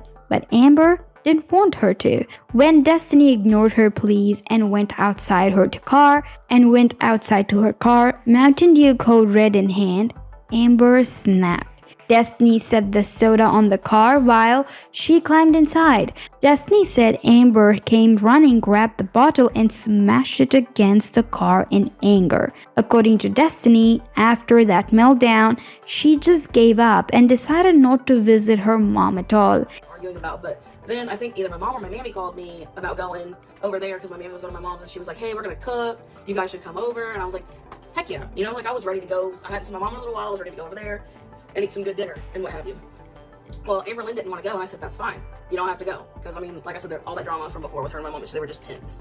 But she didn't want me to go. And I was like, okay, well, it's been a little while since I've been over there. Just, you know, I'm going to go over there.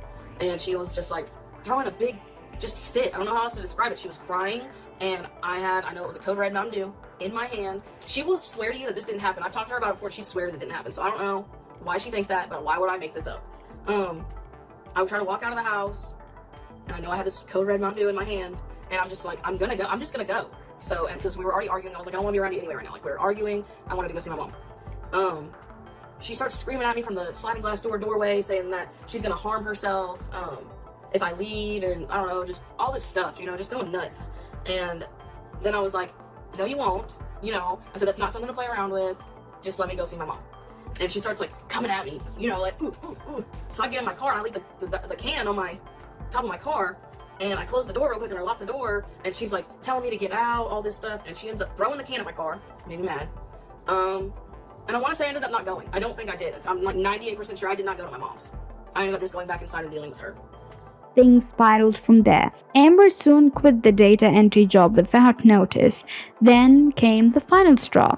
During lunch breaks at work, Amber demanded Destiny video call her from the car every single day. One afternoon, Destiny decided to lie, saying there was a mandatory announcement at the office during lunch. Instead of letting it go, Amber called one of their co-workers, who also happened to be her friend, to ask about the announcement. Of course, there was no announcement, which meant Amber had caught Destiny in the lie. When Destiny came home, the two erupted into another massive fight, and this time, it was the breaking point. But I wanted to eat lunch with my friends. Literally just sit in the building of work at a table and sit with the friends I had made. It was literally 2 people. And Dana was not one of them. Amberlynn wanted me to call her, and I did lie to her. Okay, so I'll admit to that. I lied to her and said that they were doing announcements at lunch that were important, so I couldn't call her. Like, I had to stay in the building. But I only lied to her because if I told her, no, I'm going to sit with them, it would have been like this whole argument. It would have been this whole big deal. And I just didn't see the point. Like, why couldn't I just hang out with my friends? But to her, that was just such an issue. So Amberlynn texted Charla about these announcements, and of course Charla didn't know what she was talking about, so she said we didn't have any, and Amberlynn was going off on me.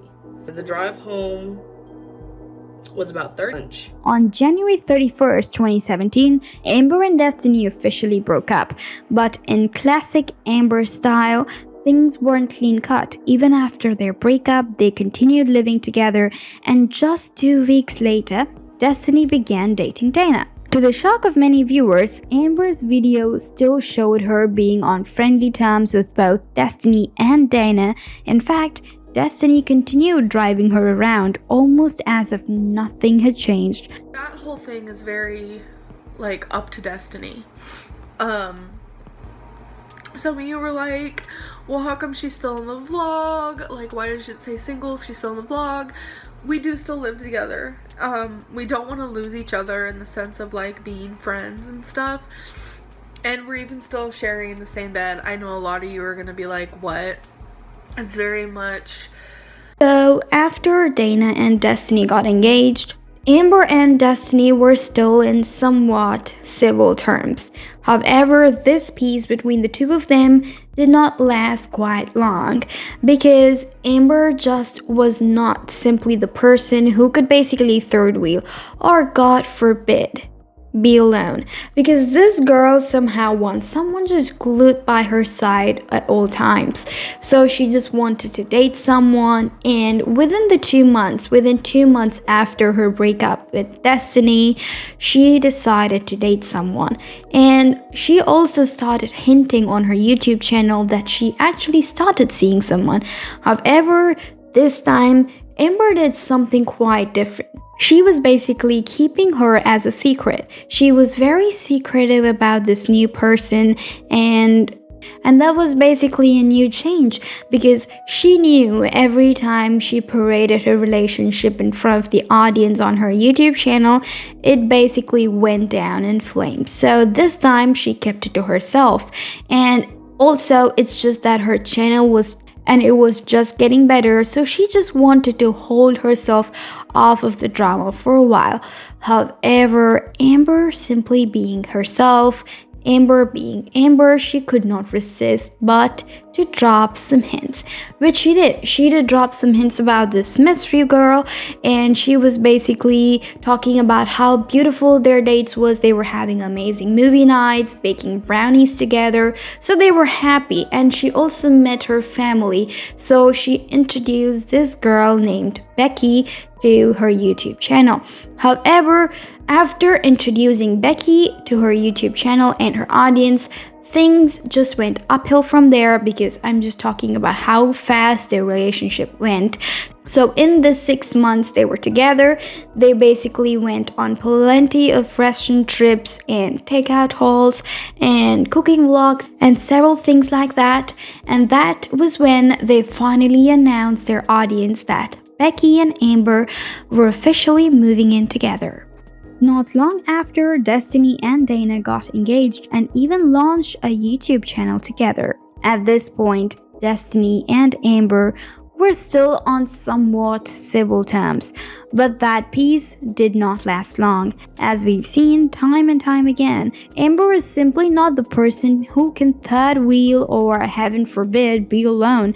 She always needs someone glued to her side. So, just 2 months after her breakup with Destiny, Amber began hinting on her YouTube channel that she was seeing someone new. At first, she was very secretive about this mystery girl, and honestly, it made sense. Every time Amber had paraded her relationships online too soon, things had ended in flames, and plus her YouTube channel was finally starting to pick up some traction, so she wanted to hold off and keep this new romance private until it was more serious. I'm talking to someone and it's very serious.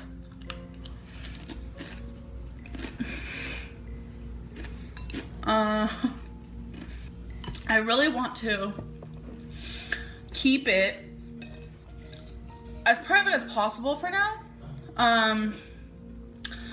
Just in the past, I was very upfront with like everything. Like, oh my god, this is what I'm doing, this is happening, this is like happening with my family, oh my god, this is my girlfriend, like look at me, like I'm making out with her on camera. Like me and Destiny did that. Like, if you guys Still, Amber being Amber couldn't resist dropping hints. For days, she talked about spending time with this person, movie nights, baking brownies together, even meeting her family. Then, just 3 weeks later, she introduced her to her audience. Her name was Beck. I have a girlfriend and I'm gonna be meeting some of her family on Saturday, and I'm like super nervous. Today's Friday, so that's tomorrow. I'm gonna be meeting some of her family. I'm like super nervous, and then she's gonna come over and she's gonna stay the night. We're gonna have, you know, just I spent the last, I want to say like 2.5 days with my girlfriend. We have so much fun together. Whether it was us just like making brownies or watching a movie or taking a car ride. We went to Walmart. This is her. I'm filming. No, you're not. Yeah, it's going. But 7 seconds. It's not gonna be a video. What is with my hair? I don't know. Hey guys, so I did not vlog. From there, things moved fast as usual. And from there, things moved quite fast as usual. Within 6 months, after plenty of restaurant trips, takeout hauls, and cooking vlogs featuring Becky, the two announced they were moving in together.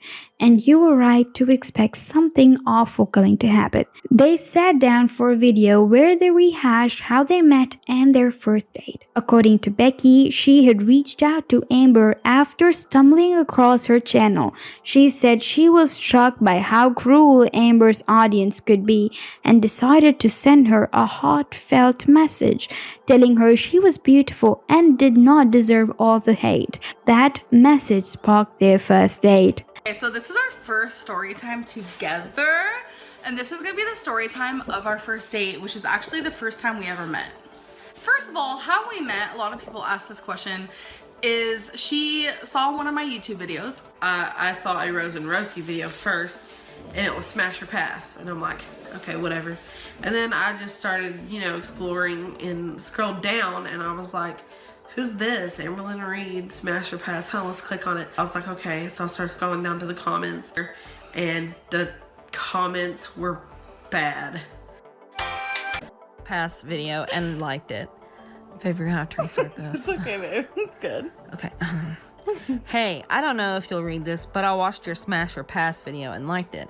I read the comments and did not like those at all. Just want to let you know, I think you're stunning. I'd totally smash, lol. To put it less vulgar, I guess. Those people don't know what the F they're talking about. You really are gorgeous, okay? If I just seen you out somewhere, I'd really want to just go up to you and hope you were gay and try to flirt. Not good at the whole flirting thing. I haven't been in a relationship in 9 months, so I'm super rusty. But anyway, those are probably just jealous that you're hot and they're not. And then I replied with, hey, wow, okay, definitely wasn't expecting that kind of message, lol. But thank you, I appreciate it. You're pretty cute yourself. Heart. And here's where it gets weird. Guess who drove Amber to her very first date with Becky? None other than Destiny and Dana. Yes, her ex and her ex's fiance chauffeured her straight into her next relationship. Only Amber could orchestrate something that bizarre. Meeting new people anyway, because it's just how I am. Right, and I think the funniest situation of the whole thing is like, my ex-girlfriend and her current girlfriend is who brought me to the date because this girl don't drive. Amber told her audience that Becky was incredibly shy on that first date. She wouldn't hold Amber's hands or kiss her. Becky explained she wanted to take things slow, build a friendship first, and then ease into a relationship. But if there's one thing we know about Amber, it's that taking things slow has never been in her playbook. And true to form, within half a year, they were already living together. Well, so much for taking it slow. Becky at that time was living with her roommates, Eric and Ricky, a married couple who quickly became regular features in Amber's vlogs. If you got cavity Wait, what? I would say you were a drug mule. Okay. But she's got like 500 black tar heroin ones up her ass. Can you imagine? Viewers also got a front row seat with endless double dates, with Destiny and Dana occasionally making appearances too. But as expected, Amber and Destiny's fragile civility did not hold. Over time, the tension between them bubbled back up, and any pretense of being friendly completely fell apart. I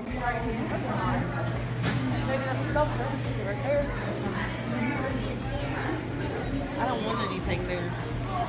Oh yeah, no. I thought I was about to eat some popcorn. You're gonna have popcorn? Popcorn and candy, though. While leaving with Becky, Amber reached her highest weight to date, and Becky herself began to gain noticeable weight as their relationship went on. Honestly, it wasn't surprising. Their lifestyle revolved around eating out, late-night junk food, and endless fast food trips, all of which were beautifully documented on Amber's channel. By this time, Amber was unemployed, framing it as her choice so she could focus on her weight loss journey. Entering 2018, YouTube finally became a major source of income for her as her audience grew. And in the classic Amber style, she decided that if she didn't need a job, then Becky didn't either. She convinced Becky to quit her job, reassuring her that YouTube money was more than enough to cover for both of them. From that point forward, Becky wasn't just Amber's girlfriend, she was also a permanent fixture in Amber's content, appearing far more than any of her previous partners ever had.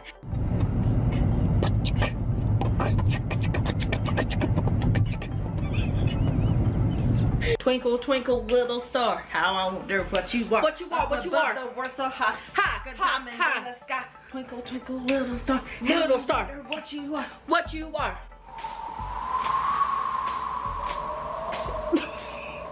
Peace porridge hot, peace porridge cold, peace porridge in a pot, 9 days of what?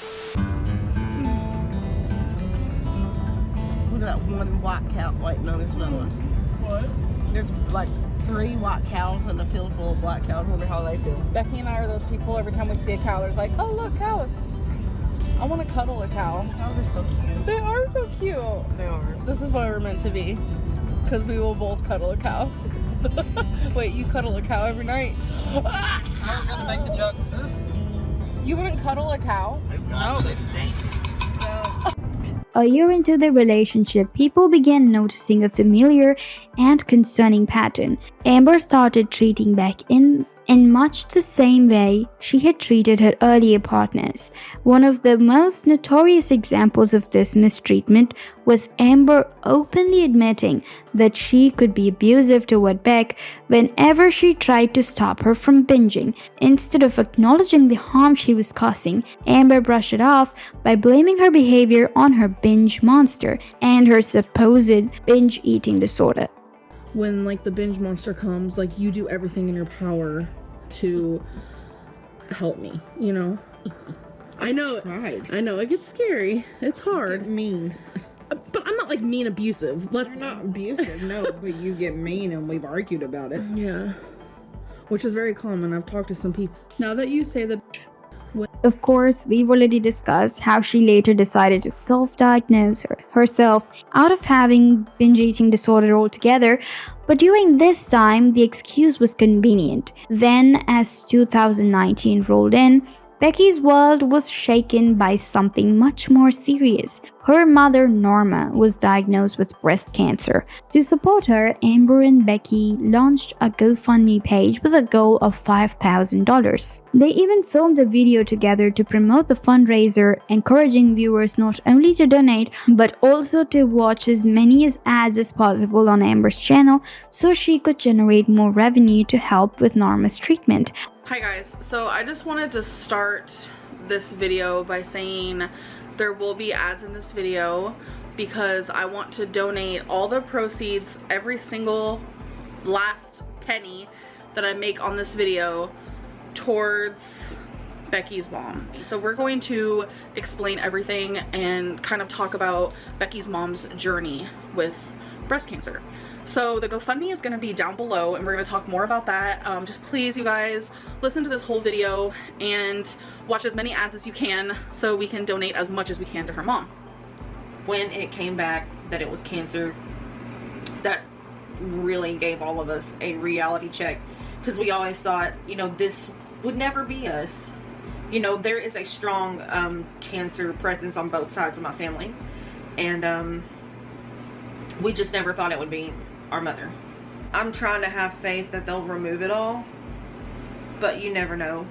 On the surface, it may have looked like a noble gesture, but to Amber's audience, it quickly turned into another controversy.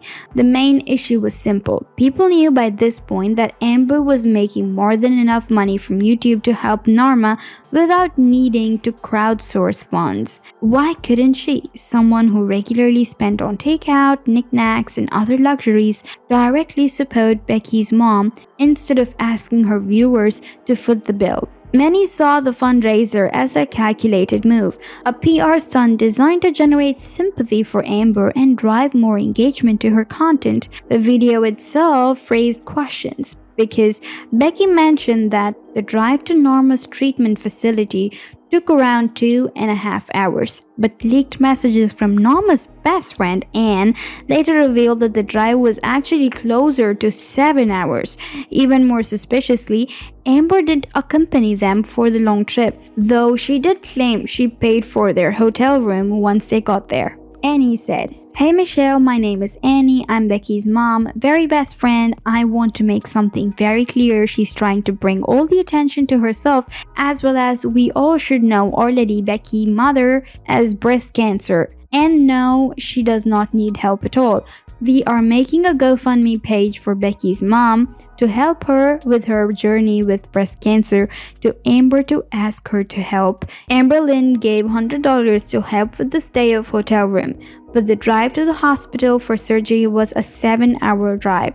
Plus they had to stay 2 nights, and no, Amber did not go. And now she has to have another surgery." Becky also made multiple contradictory statements in the video about their mother's insurance, first saying insurance would pay half, then saying it wouldn't pay at all, and later suggesting it had refused coverage entirely. Norma herself added to the confusion, posting comments that both confirmed and denied having insurance coverage, though these comments were quickly deleted by Amber. To make things worse, in the same video, Amber encouraged her viewers not only to watch but also click on the ads, and this is a direct violation of YouTube's terms of service. Around the same time, Norma's husband, Jerry, was also exposed online by his ex-wife, who revealed that as a former Navy member, Jerry had TRICARE insurance. This coverage would have extended to his wife and dependents, meaning that Norma's treatment may very well have already been covered. With the mounting backlash and speculation that the GoFundMe was unnecessary, the page was eventually shut down. Amber later deleted the original fundraiser video, claiming she had only done so because unknowingly violated YouTube's terms of service. But many suspect the real reason was the massive amount of exposure and criticism she had received over the shady details of the fundraiser. And if all of that weren't enough, leaked voice messages surfaced soon after, sent by Amber directly to Becky's mom. These recordings revealed an even uglier picture. Instead of being compassionate and supportive, Amber came across as rude, dismissive, and downright cruel toward Norma.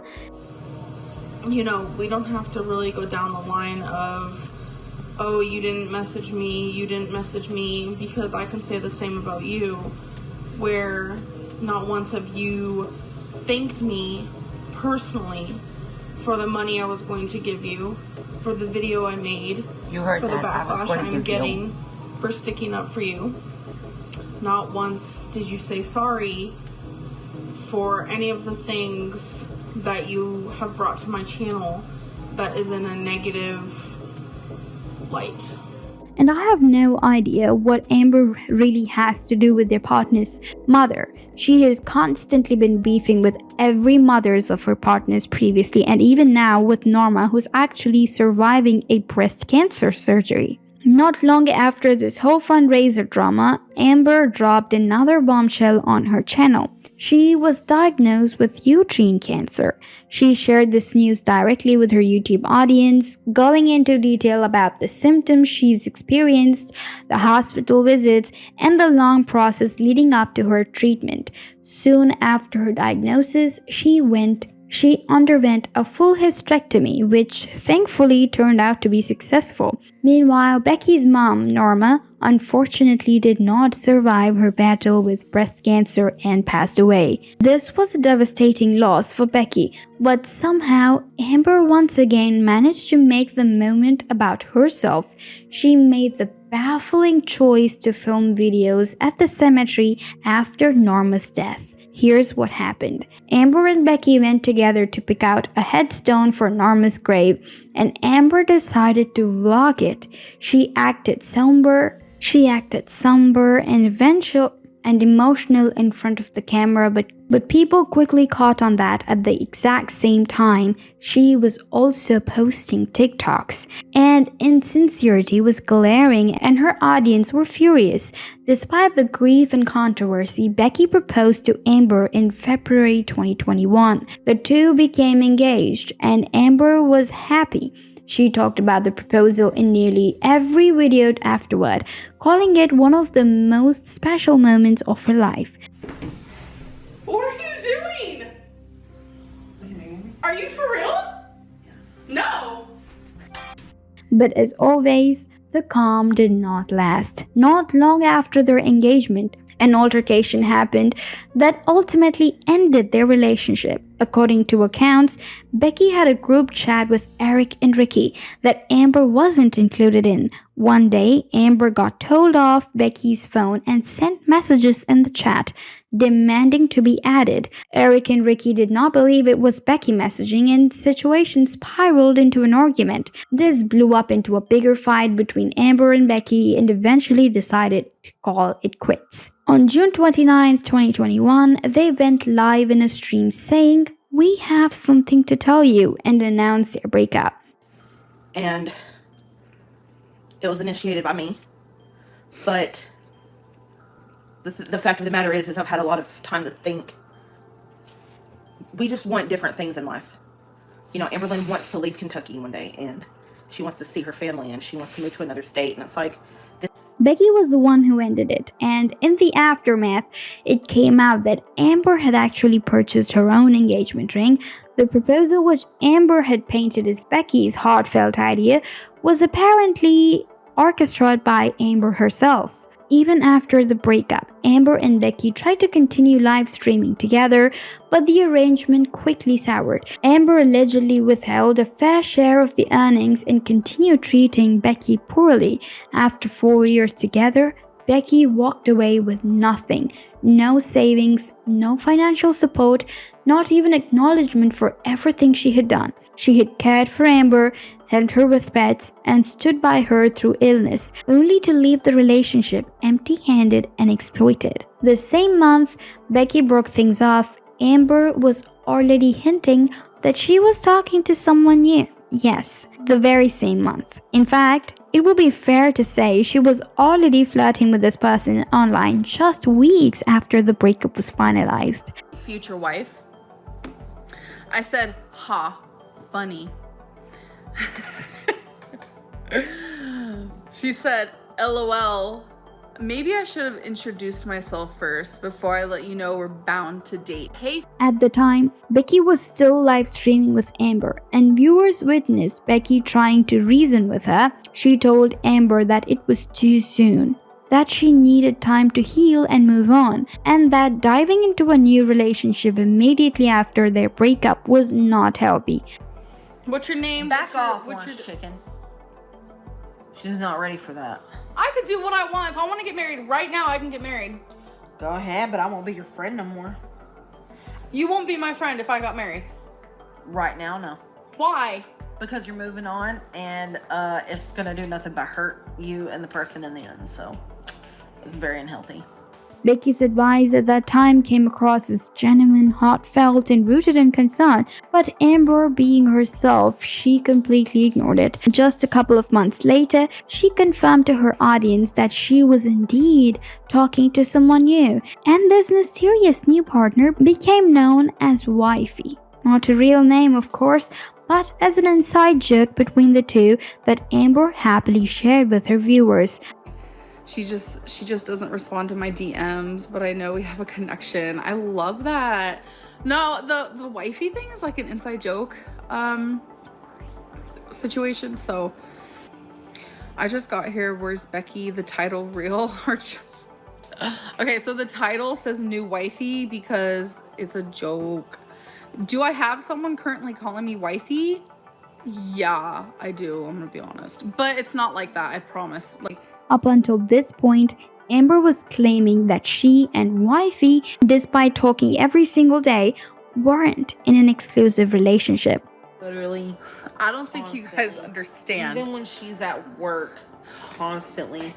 Bed, constantly. Yeah. The morning, the second their eyes pop open. It's like we're hanging out. It's totally fine. You guys are obsessed. We are obsessed with each other, and we literally say it too. What stood out most during this era was Amber's incredibly bitchy attitude toward Becky.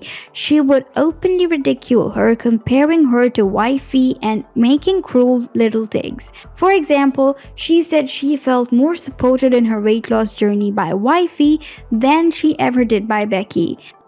Affirmations, pretty much. Like, before I got on live, she was like, say that you're gonna kill it, and you're gonna kill it. So it's just like things like that. Like, she's helping me want to like walk more and like giving me little goals. I think I've never really had someone that I'm like into like that, like want to help me with stuff like that. Like Becky just, she didn't seem like she had the desire to help me like wifey does. Now, this struck a nerve with her online audience. People remembered that Becky had literally been Amber's caretaker for years. She had wiped her, cooked for her, picked up takeout when Amber demanded it, driven her around everywhere, and even taken care of her after surgery. Becky's entire life had revolved around Amber's needs, and this was the way she was being paid back. Humiliated and belittled on the internet while Amber flaunted her shiny new romance. I mean, half a decade of a woman helping Amber, and this is what she gets. Eventually, Amber revealed that wifey's name was Feline, but of course, it wasn't really Feline. That was just a nickname taken from Bambi. Her real name, as the online Sherlock Holmes community quickly uncovered, was Jade. Amber tried to keep this a secret, claiming Feline didn't feel comfortable showing herself on camera, so her identity had to remain private. But the internet is the internet, and people figured it quickly. But what made this whole saga even messier was how fast the relationship escalated. Amber constantly gushed about how supportive and wonderful wifey was, even while Becky was still sitting beside her on live streams. The cringe factor was off the charts. Then, to make it even worse, Jade actually flew out to visit Amber and started staying with them while Becky was still around. Amber shoved this new relationship in Becky's face almost constantly. It was incredibly awkward, incredibly disrespectful, and cruel. What is the bruising on your neck? I don't have any bruising. I don't see what they're talking about. Really? Oh, it's funny. Nice. Okay, because earlier I seen the one right here. Wait, on my boob? Why are you pointing that out? Well, somebody already pointed that out. I'm sorry. Becky, we missed you. Also, did wifey leave, or are y'all hanging out together? We're hanging out. We hanging out. I mean, we do our own thing. Becky does her own thing, and then if we see each other, we see each other. Twinkie loves wifey. Like, their bond and like how quickly it happened is like so sweet and cute to me, and it's like everything I need. You little jealous about it. No. I'm jealous about it. Woman who hasn't had in 3 years. I haven't had in 3 hours. They're probably talking about me. Oh. I haven't had in 3 years. Unsurprisingly, Becky eventually had enough. After publicly being ridiculed one too many times, she quickly stopped appearing in Amber's lives and eventually moved out altogether. By the end of 2021, rolling into 2022, the so-called wifey era began, and honestly, it was probably one of the most boring stretches on Amber's channel. There weren't any big scandals, no fiery blow-ups, just lots of monotony. If anything stood out, it was Amber's constant habit of blaming Becky for all her problems. At one point, she even went as far as to blame Becky for her cancer. This started with a question someone asked during an Instagram Q&A.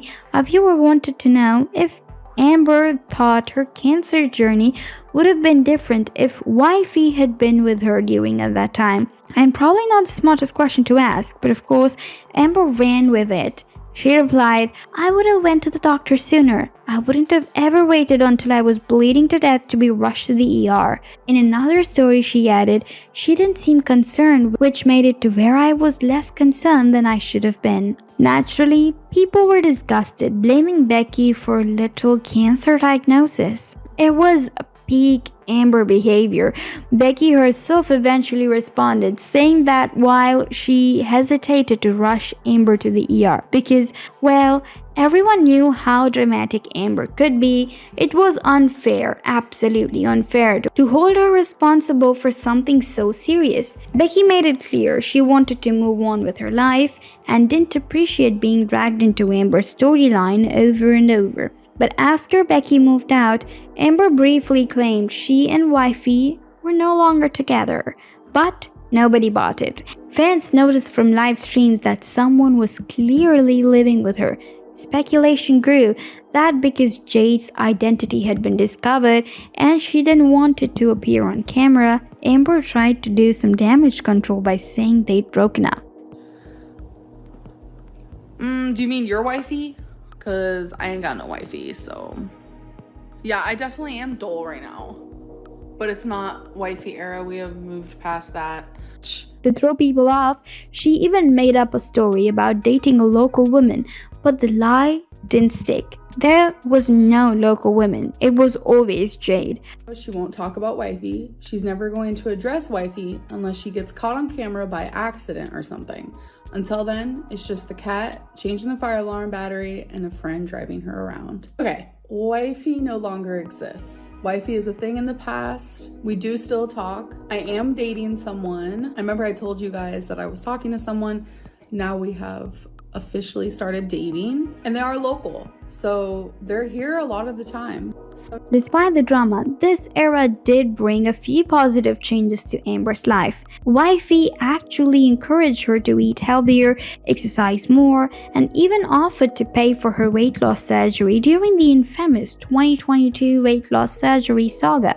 For once, Amber seemed to be with someone who would challenge her in a positive way. She constantly bragged about how in love she was, and for a while, it seemed like she had finally met her match. But as well we all know, Amber's relationship rarely lost. On July 4th, 2023, she uploaded a video titled "We Broke Up," where she confirmed that she and wifey had mutually ended things. Later, it was revealed that Amber had actually initiated the breakup. Since then, she has cried in multiple videos about how hard the split was, calling her time with wifey the most passionate relationship of her life. And just like that, another relationship, another chapter closed. Another romance that started too fast, burned too bright, and ended in the same way as all the others did. Soon after the breakup with Jade, better known as wifey,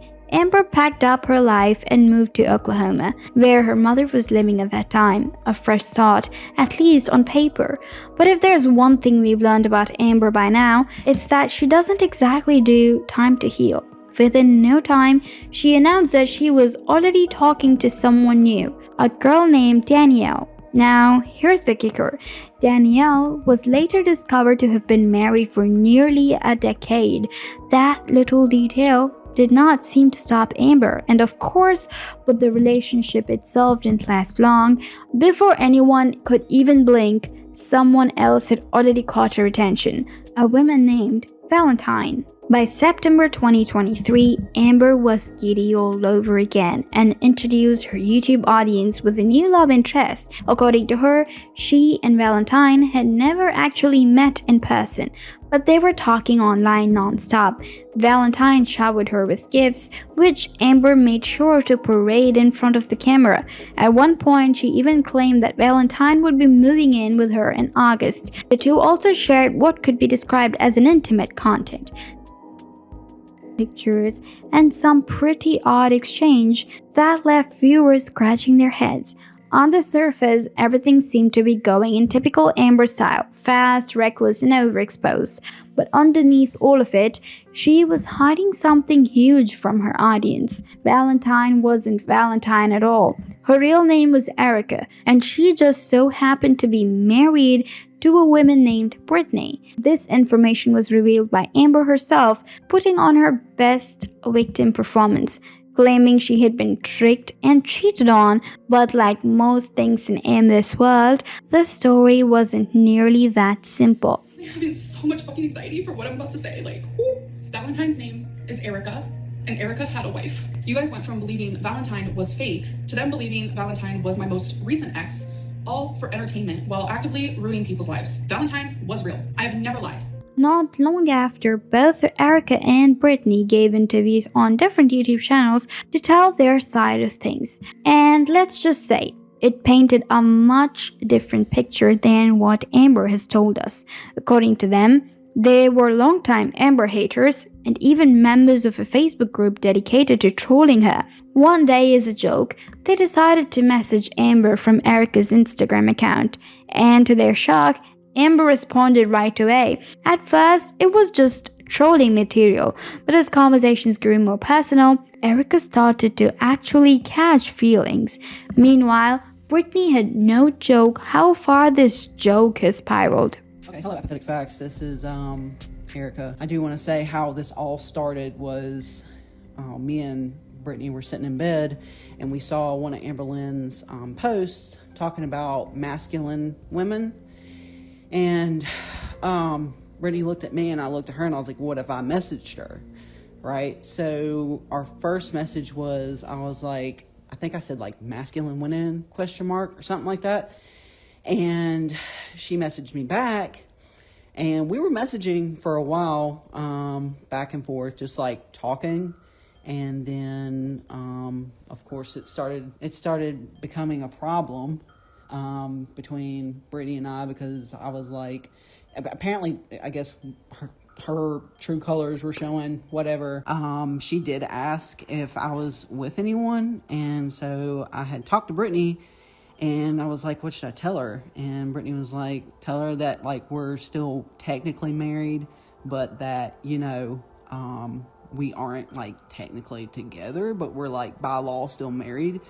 So I gave her that story, and rode with it for a while. And of course I do deserve this backlash that I'm getting, because I trolled her for a while and just kind of like get like a kick out of it, you know, whatever. It's Amberlynn Reid. I wasn't a big fan of her for a very long time, and she does know. I openly told her, Amberlynn, that, you know, I used to watch her and I disliked her extremely at one point, and of course she wasn't too fond of that. So the conversation continued, and then it got, you know, kind of out of hand. And so also I'd like to point out that while I was talking to Amberlynn, she was talking to a girl named Danielle that was also married. I don't know like the full details behind that whole situation. I just know that I was kind of like the back burner person of this whole triangle that she had going on. Like, she was talking to another girl named Abby, and then she was telling me about her friend named Alexis, and then she was telling me about Danielle and how she was crazy over her and blah blah blah. And then we kind of just like started talking more and more and more, and then, you know, my wife was like, hey, you know, I don't want you talking to her anymore. So there was a time where we didn't talk, but shortly after did start talking again. Erica insists that Amber always knew about Brittany. In fact, Amber would frequently get jealous that Erica was spending more time with her own wife than with her. She kept trying to convince Erica to leave Brittany and move in with her instead. But as things progressed, Erica says Amber's behavior became too much to handle. She describes Amber as obsessive and controlling, constantly demanding phone calls even while she was driving. Amber allegedly wanted to know Erica's every move, where she was, who she was with, why she hadn't replied in minutes, and it was definitely suffocating. Talking, and things got more and more in depth with each other. And I was actually starting to second guess, like, her as a person. You know, maybe the haters are wrong, you know, maybe she isn't a bad person, because the side that I saw of her wasn't the person that I saw on YouTube. Like, the side she gave of me was different. So I don't know if that's like manipulation or if that's masking. I don't know. I'm not very good with psychology. Even though I should be well-rounded in it, I'm not. And things got out of hand. We said things we shouldn't have said to each other. I never said anything bad about my wife to her. That's one thing that really made her upset, was like, if anything, like, you know, my wife had switched jobs, and she tried to, like, Amberlynn tried to say, oh, you know, your wife's at home more, because they're, you know, she took some time off, and Amberlynn was upset because my wife was home more and I couldn't talk to her much. And she said, oh, well, she quit her job because she's being a baby. And I was like, no, she quit because, you know, like, it was two different conversations, but basically we was saying, like, she's taking a, you know, a bigger pay raise, you know, and a better opportunity. It's not because she's being a baby. You know, that's not who she is. And it would upset her that I always, like, talked about, like, if my wife came into conversation, I was talking about her in a more positive light. And my wife is not some crazy person that Amberlynn is saying she is. Anyways, I'm getting off subject here. My apologies. So we would talk. We FaceTimed. Anytime I looked off, like I was looking at my phone, she would always question me. She was like wanting me to send screenshots of like my inbox and my text messages and stuff, and like who I'm talking to and things of that nature. Like, she was kind of becoming possessive, and she was questioning me all the time. So, you know, she was like, why don't you leave the house, go to the store or something so you can call me? And I'm like, no, like, my wife has 360. So me and my wife have 360, and we know where each other are at any given time. So, you know, it's not like I'm running around doing crazy stuff. So she made the comment saying, I need you to put me on Life 360. So I was like, no, not going to do that. A couple weeks go by, and she's still pestering me about it. And I agreed to it, and like an idiot. And she was Googling every address I would go to, finding out. Yeah, sorry, I am nervous, very nervous, because I'm the piece of crap in this situation. Like, my By the time Erica realized she needed to step back before it got worse, that's when Amber went nuclear. She spilled the beans online about Erica being Valentine, about her being married to Brittany, and framed the whole thing like she had been blindsided and betrayed. Meanwhile, Erica was just trying to extract herself from what she described as a manipulative and exhausting dynamic. Even after Amber told her audience she had broken up with Erica and moved on, things behind the scenes were far from over. Erica claimed that Amber kept harassing her, calling from the different numbers, refusing to let go. You know, you don't deserve this, and you know, no one else deserves this. She said, okay, friends it is. So I don't know who broke up with who. I basically told her, like, I couldn't, like, do this anymore. And so she's saying that she broke up with me. That's fine. She can say whatever she wants. But I wanted to get my story out to you at least. Yeah, I watch your stuff. Whenever I used to watch your stuff a lot. I tried to stay off of YouTube since this whole, like, crap has been going on. After that, she would not stop messaging me. Like from June 9th up until, what was it, June 23rd? 16th. Oh no, June 16th. She would not. I think it was sometime between the 16th and 23rd. Oh no, we broke, June 9th, my uncle died, we broke up on the 16th. So I was trying to ignore her and, you know, kind of like let it die out, you know, let someone else find her, let someone else find her, let someone else get her attention. Sorry, June 15th, we were talking, and, you know, that's whenever things ended. June 9th was when my uncle died. So June 15th, whatever, we broke up. So she keeps messaging me every day for like the next week. And me and Brittany are in the bedroom, you know, trying to watch a movie. And like I told her I'm watching a movie. And this is kind of like where, you know, the truth came out, and Brittany like was like, who are you talking to? And I told her, I said, you know, Amberlynn won't leave me alone, basically. It got so bad that Erica had to finally confess everything to Brittany. She needed her wife's support to just deal with the situation. The phone number and everything like that. And so she messaged me on a fake number the next day because she thought that my wife took my phone. That's the story my wife gave her, but I was really sitting right there during the whole phone call. Apparently, like, she told Amberlynn, yeah, I took her phone, we were at the pool, but we weren't. We were in the bedroom trying to watch a movie. So, she messaged me the next day and said, hey, it's Amberlynn. You know, your wife called me. I didn't know what else to say. She cornered me. I told her everything, and that she wanted me to unblock her number and call her and then reblock it, basically. Like, you know, like pretty much, hey, block my number, but unblock it whenever we can talk. So that's what, you know, I didn't respond to that. I should have screenshot it and sent it to Brittany, but I just wanted it to be over with. I didn't think that things would get blown out of proportion like this, like, especially like with my wife. Like, she is not the one to blame here, because she didn't know about the, like, 95% of the situation. Like, she knew, like, for, you know, the first little bit of it, because we were trolling her, honest to God, trolling her. And I was like, you know, I wasn't trying to get money from her. I never asked her for money. So Brittany eventually got directly involved, calling Amber multiple times to demand that she stay away from Erica. Like the final goodbye. I just felt like there's no final goodbye. Like, what does that even mean?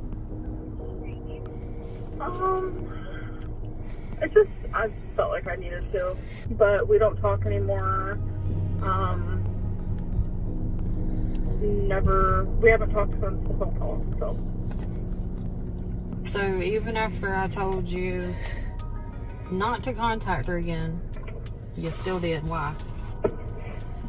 Because it was like, I wanted closure, and then not only that, but like, she contacted me, I would say, I don't know, less than a week ago, like, upset about some talk I posted, and I never responded. So you mean to tell me you're not posting anything about her online?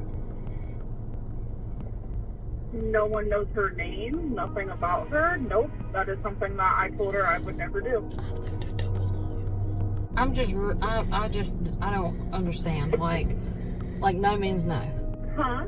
No means no. Like, no means no. Yeah, that's correct. That is why I do not speak to her any longer. I just don't understand, like, you have an entire relationship with somebody you don't know, that you know is married. Like, what do you think is gonna come out of that? Like, that's the part I don't understand. To keep reaching out, like, I don't get it. I didn't keep reaching out. I reached out the one time. Now, as soon as the Erica chapter came crashing down, Amber already had the next one lined up. And this wasn't just another messy romance. This one actually turned out to be quite scary. Actually scarier and more toxic and more disturbing than nearly any of her past relationships. On July 4th, 2024, Amber revealed during a live stream she was talking to someone new. She described this mystery person in glowing terms, saying this girl loved her exactly as she was, appreciated her looks, and made her truly feel loved and seen. Amber added that with this new partner, she felt a kind of soft love that she had never experienced before. Timelines are not a thing, and you guys know that with me. I have a girlfriend. Yes, I do. And we are in a long distance relationship. I want to just like share this side of me. I'm not a secret. And I feel special, I feel loved, I feel important, I feel like a priority. Like, those aren't feelings that I've felt for a very long time. Like, I feel genuinely seen, like, as a person. We will be meeting in person, literally before this month is even over. But when I would see the red flags, I would admit, like, oh, that is hardcore red flag, or oh, that's triggering my BPD, or oh, wow, this relationship is making my mental illness actually worse. Like, I see these things, and it's like, I get so, like, delusional. With this relationship, I haven't seen a red flag. And I'm over here like, is that a red flag? But there is no red flags. See, that's just me like wanting to self-sabotage pretty much. But in another video, she spoke even more openly, saying that she felt confident around this girl Tommy. According to Amber, she didn't feel self-conscious about how she looked or worried about her experience because Tommy liked her just the way she was. I've known her. Literally today marks exactly a month since she messaged me for the first time. The energy is giving very much like when you know, you know. Does she see my body? Does she know about my size? Yes, we FaceTime a lot. And normally like when I've FaceTimed in the past with like partners, I like show the ceiling. I'm very much like this coded, like MySpace angles. But with her, I'm super comfortable. And I'm like, this is me. Like I've shown her my legs, my body, my just everything. Okay, so something's happening. I'm feeling the nerves. The nerves are officially, how long have I known? Up until this point, no one had actually seen Tommy. That changed one night when Amber uploaded a short clip from a night out with her friends. And for the very first time, Tommy appeared on camera. And it didn't take long for the internet investigators to start digging.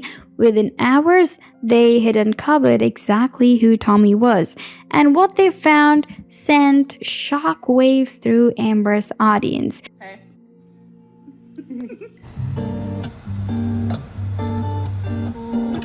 Changes colors. I see that. Oh. You're so cute. Hi, I'm so cute. It turned out that Tommy was a known feeder. Even more disturbing, she had been engaged to a woman named Colleen, who had died nearly only 2 months prior.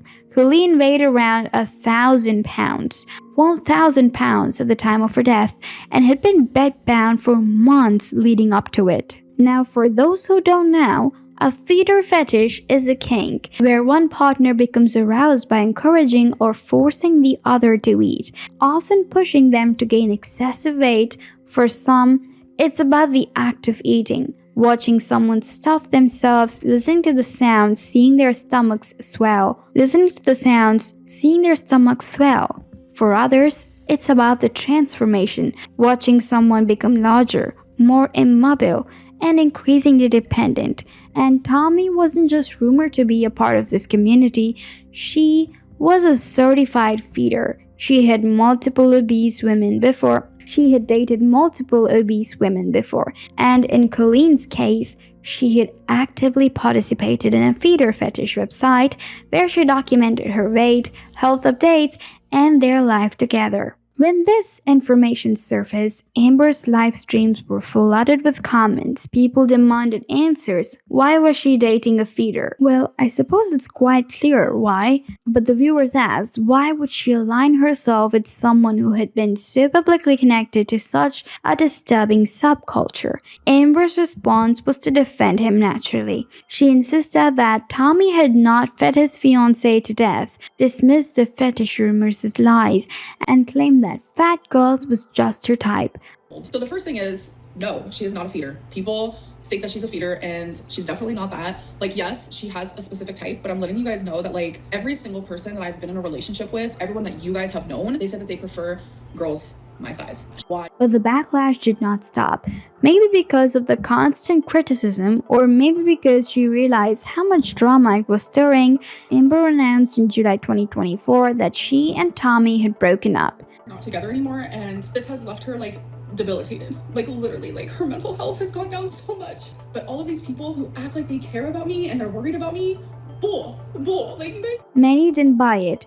Viewers assumed that the breakup was just for show and that Amber was still secretly involved with her. And as it turns out, they were right, because not long after, Amber started posting with Tommy again. Behind the scenes, though, this relationship was anything but loving. One of Amber's close friends, Alexis, later revealed that Tommy was emotionally manipulative, controlling, and abusive toward Amber. Despite the stress, Amber often defended her, brushing off her behavior the same way she had defended her publicly before. And if that wasn't enough, many troubling stories about Tommy began to surface. Allegations connected her and another ex-girlfriend, Megan, who reportedly endured emotional abuse from her as well. Things got so bad between them that Megan allegedly held Tommy hostage in a garage with a weapon. When Amber first caught wind of the story, instead of distancing herself, she did what she always does. She defended Tommy. And no matter how many red flags were being thrown her way, Amber dug her heels in and continued to insist that Tommy wasn't as bad as people were making her out to be. Listed about Tommy's ex, there was a weapon involved. A weapon. Please just think about that for a minute. With multiple ways to escape a garage, Tommy couldn't. Think about why. The truth is that her abuser was charged with felony charges for their actions, and Tommy has spent years working on healing and working through trauma her ex caused. A lot of people are saying that Tommy must have provoked her into holding her hostage with a weapon for hours. If that were true, Tommy's ex would not have been convicted. Provoking someone or self-defense, it would not have gotten her ex convicted for the millionth time, period. It's incredibly hurtful to see the narrative twisted in this way, and I feel compelled to speak out because no one should ever be made to feel like they are the perpetrator when they are the victim. I stand by Tommy. Meanwhile, behind the scenes, Tommy was apparently already plotting her exit. She had been discussing breaking up with Amber online, almost as if she wanted to get ahead of the story and control the narrative before Amber inevitably went public. Sure enough, on January 27, 2025, Amber went live and announced again that she and Tommy were no longer a couple. We broke up because the hate is too much for her. The rumors are too much, which I get it. And I'm not gonna lie, I tried to explain that to her before I even revealed her. I was like, I get a lot of hate, and I just didn't explain the depth of it because I hadn't shown a person I was in a relationship with for years. And I'm telling you, if I was capable of walking away from YouTube, then literally I would. From this point forward, Amberlynn was acting like she was single, all while she was And in true Amber style, that statement didn't hold up for long. Almost immediately, online sources began piecing things together and discovered that Amber was in fact still with Tommy, and not just kind of with her, but practically living with her. And if that wasn't messy enough, more dirt began surfacing. Online fan pages discovered that Tommy had a collection of Reddit accounts that she used to lurk on Amberlynn's knock pages. She wasn't just reading, she was actively participating, posting comments about Amber, mocking her, and even defending herself under anonymous usernames. It was the perfect storm of trolling and self-protection, except eventually it was all exposed. One of the most infamous discoveries about Pocahontas' comment, where Tommy cruelly ridiculed Amberlynn's physical appearance. But this wasn't an isolated slip-up. Far from it, there were countless other comments made from these sock accounts, all of which mocked Amber, tore apart her content, and revealed just how fat-phobic Tommy truly was behind the scenes. The scandal blew up so badly that Amber finally addressed it. On August 2, 2025, she announced that she and Tommy were officially over. This time, she admitted that people already suspected that they had been together the whole time despite her previous denials. In that same announcement, she leveled some serious accusations against Tommy, claiming she had both physically and mentally abused her. But we haven't been together this whole time. This whole fucking time. She had a whole fucking Reddit where she made fun of my body.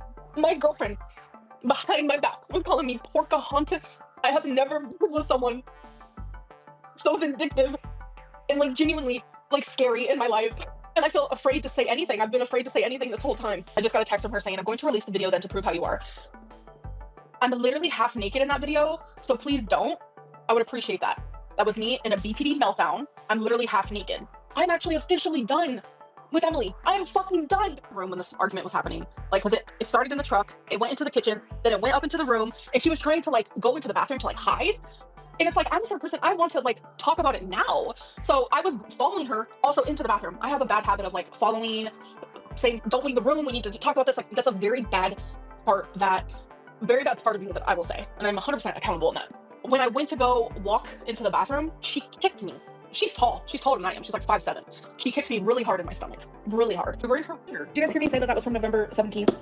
We was sitting on the couch one time, again, during one of our arguments, and she wanted me to leave, and she wanted me to stop crying, and she was like laying on the couch, and I was like sitting like on the end of it. She literally kicked me off the couch, and I landed on the floor, and I had to have her help me get up. She even went as far as to say she finally understood why Megan, her ex, had failed to the point of holding her hostage with a weapon. According to Amber, Tommy was so manipulative and controlling that she could drive anyone to insanity. The other room just to sleep because she wouldn't stop arguing with me when I was trying to rest before a shift. That happened one time, and it's when everything hit the fan. And I followed you in there with my BPD meltdown, my tantrum, and I'm able to admit that. My pain turned me into a monster because of what you did. And in this moment, I wish more than anything I could talk to your ex, Megan. Megan, if you are watching this or if someone knows Megan, have her talk to me. I would do anything to talk to you. Because at this point, I don't know. I would do anything just to speak to you personally. I will never share anything, but I need someone who understands because this is fucking crazy. Emily would push and push and push Megan until Megan would react the same way I did. When I first saw this video, this was before any the other room just to sleep. Not long after Amber's revelations, Tommy decided to fire back. She gave her own side of the story in an interview with Mr. Snowflakes, a YouTuber known for covering Amberlynn and her victims. In that interview, Tommy accused Amber of being physically abusive toward her, attempting to flip the script entirely. Really hard. It was the first time she got physical with me. I was going to leave the room. She then grabbed my arm and dug her nails into my arm to the point of drawing blood. I tried pushing past her to get through the doorway, and she pushed back into me and actually falling on top of me. But while this dragged on, another disturbing theory began circulating. Around the time Amber started dating Tommy, she was on Ozempic and actually making some progress with her weight loss. Then, seemingly out of nowhere, she claimed the medication had stopped working and quit taking it. Longtime reaction channels who had studied Amber's patterns didn't buy her excuse. Many believed she stopped the medication on purpose, either to satisfy Tommy's feeder fetish or because Tommy directly convinced her to quit. The evidence seemed to support this theory. During the periods of Amber and Tommy were broken up, she would suddenly upload mukbang videos and binge-eating content, stuffing herself with massive amounts of junk food on camera. To many, this looked less like coincidence and more like clickbait, and more like bait, an attempt to lure Tommy, the feeder, back into her life. I believe that she was only interested in Amber in a physical way. Their relationship seemed very rushed. You know, they met up after only knowing each other for a month. And then, just like I've shown you guys through this timeline, it seems like once they started dating, that's when Amberlynn started gaining weight. Every time she tried to go on semaglutide, she claimed that it wouldn't work for her, even though in the past it has worked for her. And it seems like if she and Emily were having relationship problems, Amber would threaten to get on semaglutide or get on it, and all of a sudden their relationship is going well, and Amber's like, oh, whoops, semaglutide doesn't work anymore. And then when Amber says, you know what, I don't feel like it's working, but I'm still gonna stay on it, Emily breaks up with her. I mean, all we have to do is look at where she was weight-wise when they started dating, which was in the 470s, to where she is now in the 540s. That's 70 pounds. And whatever this dynamic was, it quickly became the darkest, most disturbing chapter in Amber's relationship history. The very idea of someone feeding their partner to death was shocking enough, but seeing Amber willingly throw herself into the arms of someone with this kind of fetish made it even worse.